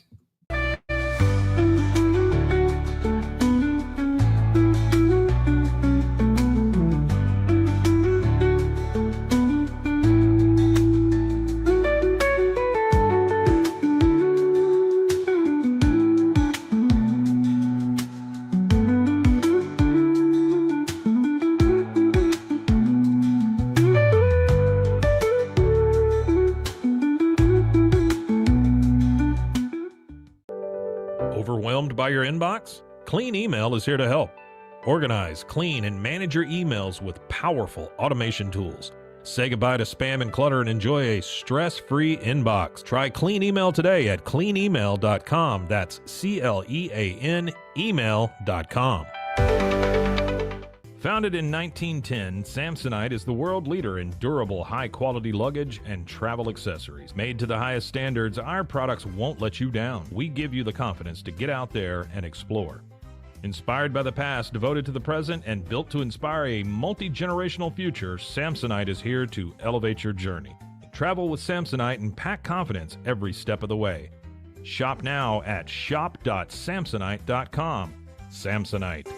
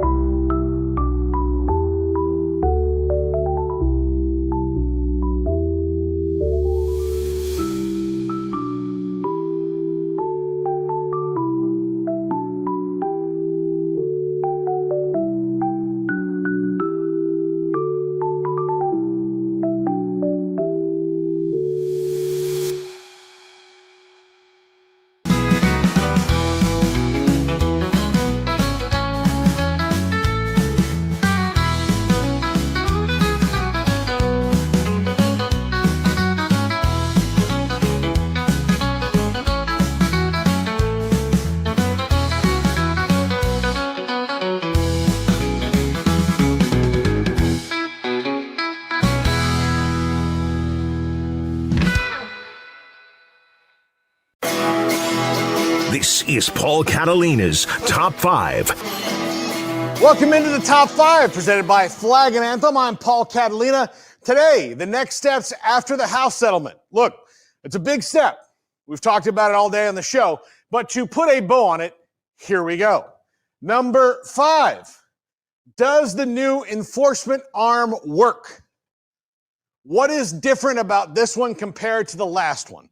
What can they do? How swiftly can they produce judgment? That's the biggest thing. I would say the hugest problem with the NCAA's former enforcement was it took 5 years to get anything done. Well, by that time, everybody who did anything is gone. And if the coach has been fired or he left of his own accord and went to the NFL or whatever, you're punishing the next coach who may have had nothing to do with it if he wasn't on that staff. So all these things made very little sense in the way the NCAA carried them out. They also need to come up with a way to not get sued for the way they enforce things. Now, all these schools have to opt in, but that does not stop them from getting challenged. So build a system that does not get you sued. Number 4, how do the collectives evolve? I don't think very much. I think that it's going to be pretty similar to what they're doing now. They might have more standards to follow, but they'll still be able to do pay for play in the way that we've seen it now. Now, every deal above $600 has to be reported to the clearinghouse, NIL Go as it's called. Well, does that mean you're just going to get a whole bunch of $599 deals stacked up into one person? Probably. That's how you avoid IRS when you transfer deposits between accounts. You know, they have a certain limits that they don't flag. So, you know, people who are trying to avoid taxation, you know, deposit money in smaller amounts. So is that what happens here? I don't know. But how do they deal with this new part of it? How do they deal with the fact that there's now an influx of money that comes in from the schools that does come from the TV network? So do they have to raise less money, which might make it easier on them to fundraise? Who knows? We'll see. But collectives aren't going anywhere, even though that was the original intent of this rule. They will still be there. Number 3, what role does the NCAA have? Now, this probably comes in a lot with congressional legislation if they ever get it done, and there's rumors that a bill could be introduced as early as this week that kind of codifies some things in the House settlement. But will that bill get passed? Will it get even to both houses of Congress, and will it get signed by the president? That remains to be seen. Congress is really bad at that now. But if the NCAA is not going to enforce things and the Power 4 conferences have all the autonomy, what do? Probably pretty much just host the championships. They're actually really, really good at that. There's not really much you can complain about the way that they organize those, save for some misogynistic leanings when it comes to men's and women's tournaments. You know, the women's tournament in San Antonio in 2021 was abysmal. It was ridiculous what they did, and whoever was in charge of that should never work at any job ever again. But that being said, they're kind of unsure of what they're doing right now. So we'll see. They're kind of wandering around here like a heroin-soaked John Travolta in Pulp Fiction, who now I'm realizing is standing in front of a Winnie the Pooh scratching his butt on a tree. So that's pretty much what the NCAA is. So there you go. Number 2, what is the next lawsuit? Title IX. Olympic sport, there's a whole bunch of other things that can happen because there is going to be another lawsuit. So it's not only what is the next lawsuit, what is the next likely settlement on top of the House settlement? Because Title IX is really confusing when it comes to its application here. Not only that, the current administration believes that the Department of Education should not exist. Well, if the Department of Education does not exist, then Title IX, which falls under its purview, what does that even do? So then, if Title IX protections go away from the federal government or they're rolled into something else, believe me, somebody will sue to get Title IX protections back. There's a lot of weird stuff that can happen. And we're at a very weird time politically and governmentally right now to where I'm not so sure the common sense thing is going to happen. So how does that work out? How does it work out for roster limits and other things like that? And finally, how does it work out for Olympic sports? Because I do believe if some of these get moved down to club level all over, there are going to be lawsuits there. Do you protect them? Does everybody protect them?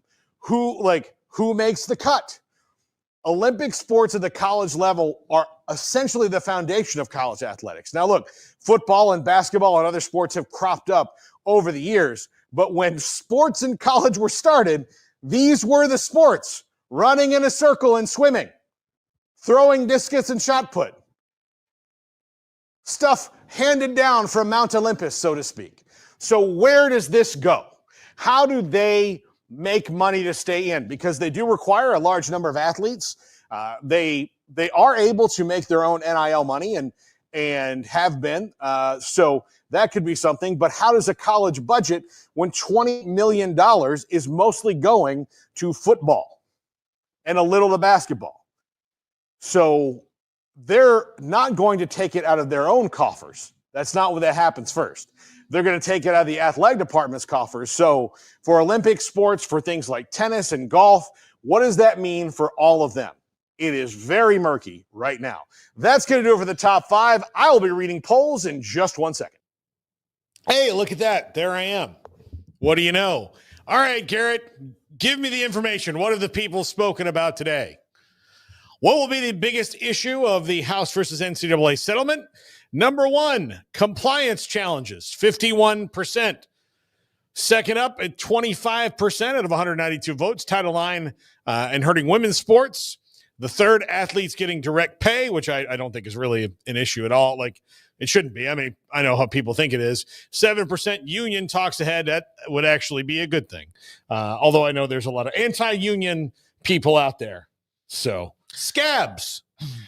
Yeah, I mean, I don't know how that's going to work with the union, but I'm sure there's plenty of athletes or athletes representatives or family members who have people in their ears and are, telling them what they should or should not be doing. So I would imagine that'll pop up in some places, but I don't think direct pay, really is any different other than it's just coming from the school. I mean, that's really the only difference is it's from the school as opposed to a collective. So I don't think that'll be anything too different or anything, but it is a big, it's a big deal. It's a big damn deal. It's the total changing of college sports as we've ever known it.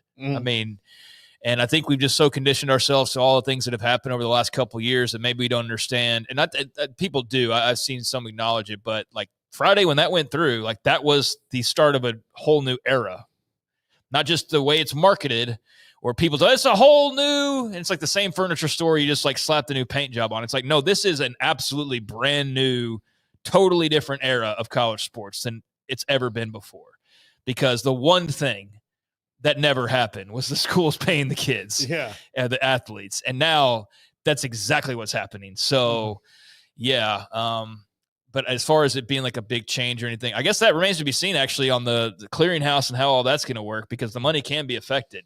So that actually could be more, but I think the compliance challenges that will be looped into that. And that will be the big, as we've already heard multiple guests talk about their examples of teams already finding ways to cheat. And we talked about at the very top of the show. So trying to police it all, as always, will remain the biggest challenge. All right, poll number 2. Is UNLV football on the rise again after recent changes? 42% of 155 votes said yes, a new era under Dan Mullen. Maybe still unsure at 29%. No, not yet at 23%. And 6% need more time. We talked about this a little bit last week. Interested to hear from the viewers of the show. But 40, I think Dan Mullen will do great there. And if he actually decides to stay and not jump back into a bigger league, I think that'll be really good for him. I mean, I think that's the thing is can they ever have somebody that sticks around and actually continues to build from the ground up and not just a 2 or 3 year stint and then they're back to the SEC or the Big 10 or to the Big 12 or wherever would be considered a better job. And so, can you hold on to a Dan Mullen? Probably not him, I would say, but I don't know. Maybe the man's got like an affinity for Vegas we're unaware of or something, right? Like maybe that somebody's like from there and it suits them better. But I do think, like I said last week, I don't know that they're going to be like this. As we were talking about Sacramento State, which I feel like right now is a lot of marketing, and it's some cool stuff. Like they're putting together some cool stuff, but I do think a lot of it's marketing right now. But UNLV seems to be as poised as anybody now. I do think there are some financial questions just in general, because we hear Las Vegas and we go, oh, they got all the money in the world. Well, Vegas does, not UNLV necessarily. They are in the phase of right now, they're having to find the money like in spurts. Right. And is it always going to be like is the faucet always going to be turned on? If they can never turn the faucet on until it never turns off, then then we're talking, but we're not there yet. But I do think they have a lot of upside. I think I would be maybe still unsure because I don't know that they're any drastically different than where they have been ascending already. I don't know that Mullen's taking them extra high, but they're an interesting program to watch with a lot of things that could go their way that would make them an even more interesting watch if it plays out the way they hope it to. Okay, this a little bit of just to tie up a story. But 20 minutes ago, Elevate CEO Al Guido, by the way, trust him already. I really do. I love it. CEO of Elevate said that Elevate is encouraged by the interest generated today by today's announcement of our Collegiate Investment Initiative. We are proud to maintain long-standing relationships with both UCLA and Penn State in the areas of ticketing operations and strategy. These partnerships were established prior to the launch of the initiative and are reflective of our broader commitment to supporting the long-term success of collegiate athletic programs. So there, from Elevate CEO Al Guido. What did that just say? That they're not with those aren't the program, like those two programs. In fact, there may not have been two programs, because if people were thinking, well, those guys are already with Elevate, so it must be them. And well, yeah, I mean, true. I typed in Elevate on Twitter, and it's the first thing that pops up is on 3, Pete Nakos reporting Penn State and UCLA have signed 8-figure private capital deals with Elevate. So that's not true. It appears. Yeah. But that got a lot of play. A lot of people went crazy because the guessing game was, it's going to be some small school. It's going to be a private school. It's going to be this. It's like, no, it's 2 Big Ten teams. And then the reporting was apparently not all the way on the up and up. So I don't know what to believe, but private equity's here. I mean, I think that's the one thing we can agree on. It's just a matter of who's going to take the first bite. And I thought we saw that today, but I guess we're going to have to wait a little longer. So, yeah, absolutely. All right. That's going to do it for us. Smokey's back tomorrow. He is back in the 254, correct? Yeah, he's back, and so he should be here tomorrow and get the band back together. All right, so full team together for 2 days only this week. I'm going away for my anniversary this weekend, Craig. So, well, cool. Yeah. 2 years. I know I got to be taking some time off coming up soon at this point, man. 2 years. I'm just gone Thursday and Friday. I'm back Monday. Yeah. Each day more magical than the last. This is 365 Sports. Have a great night, everybody.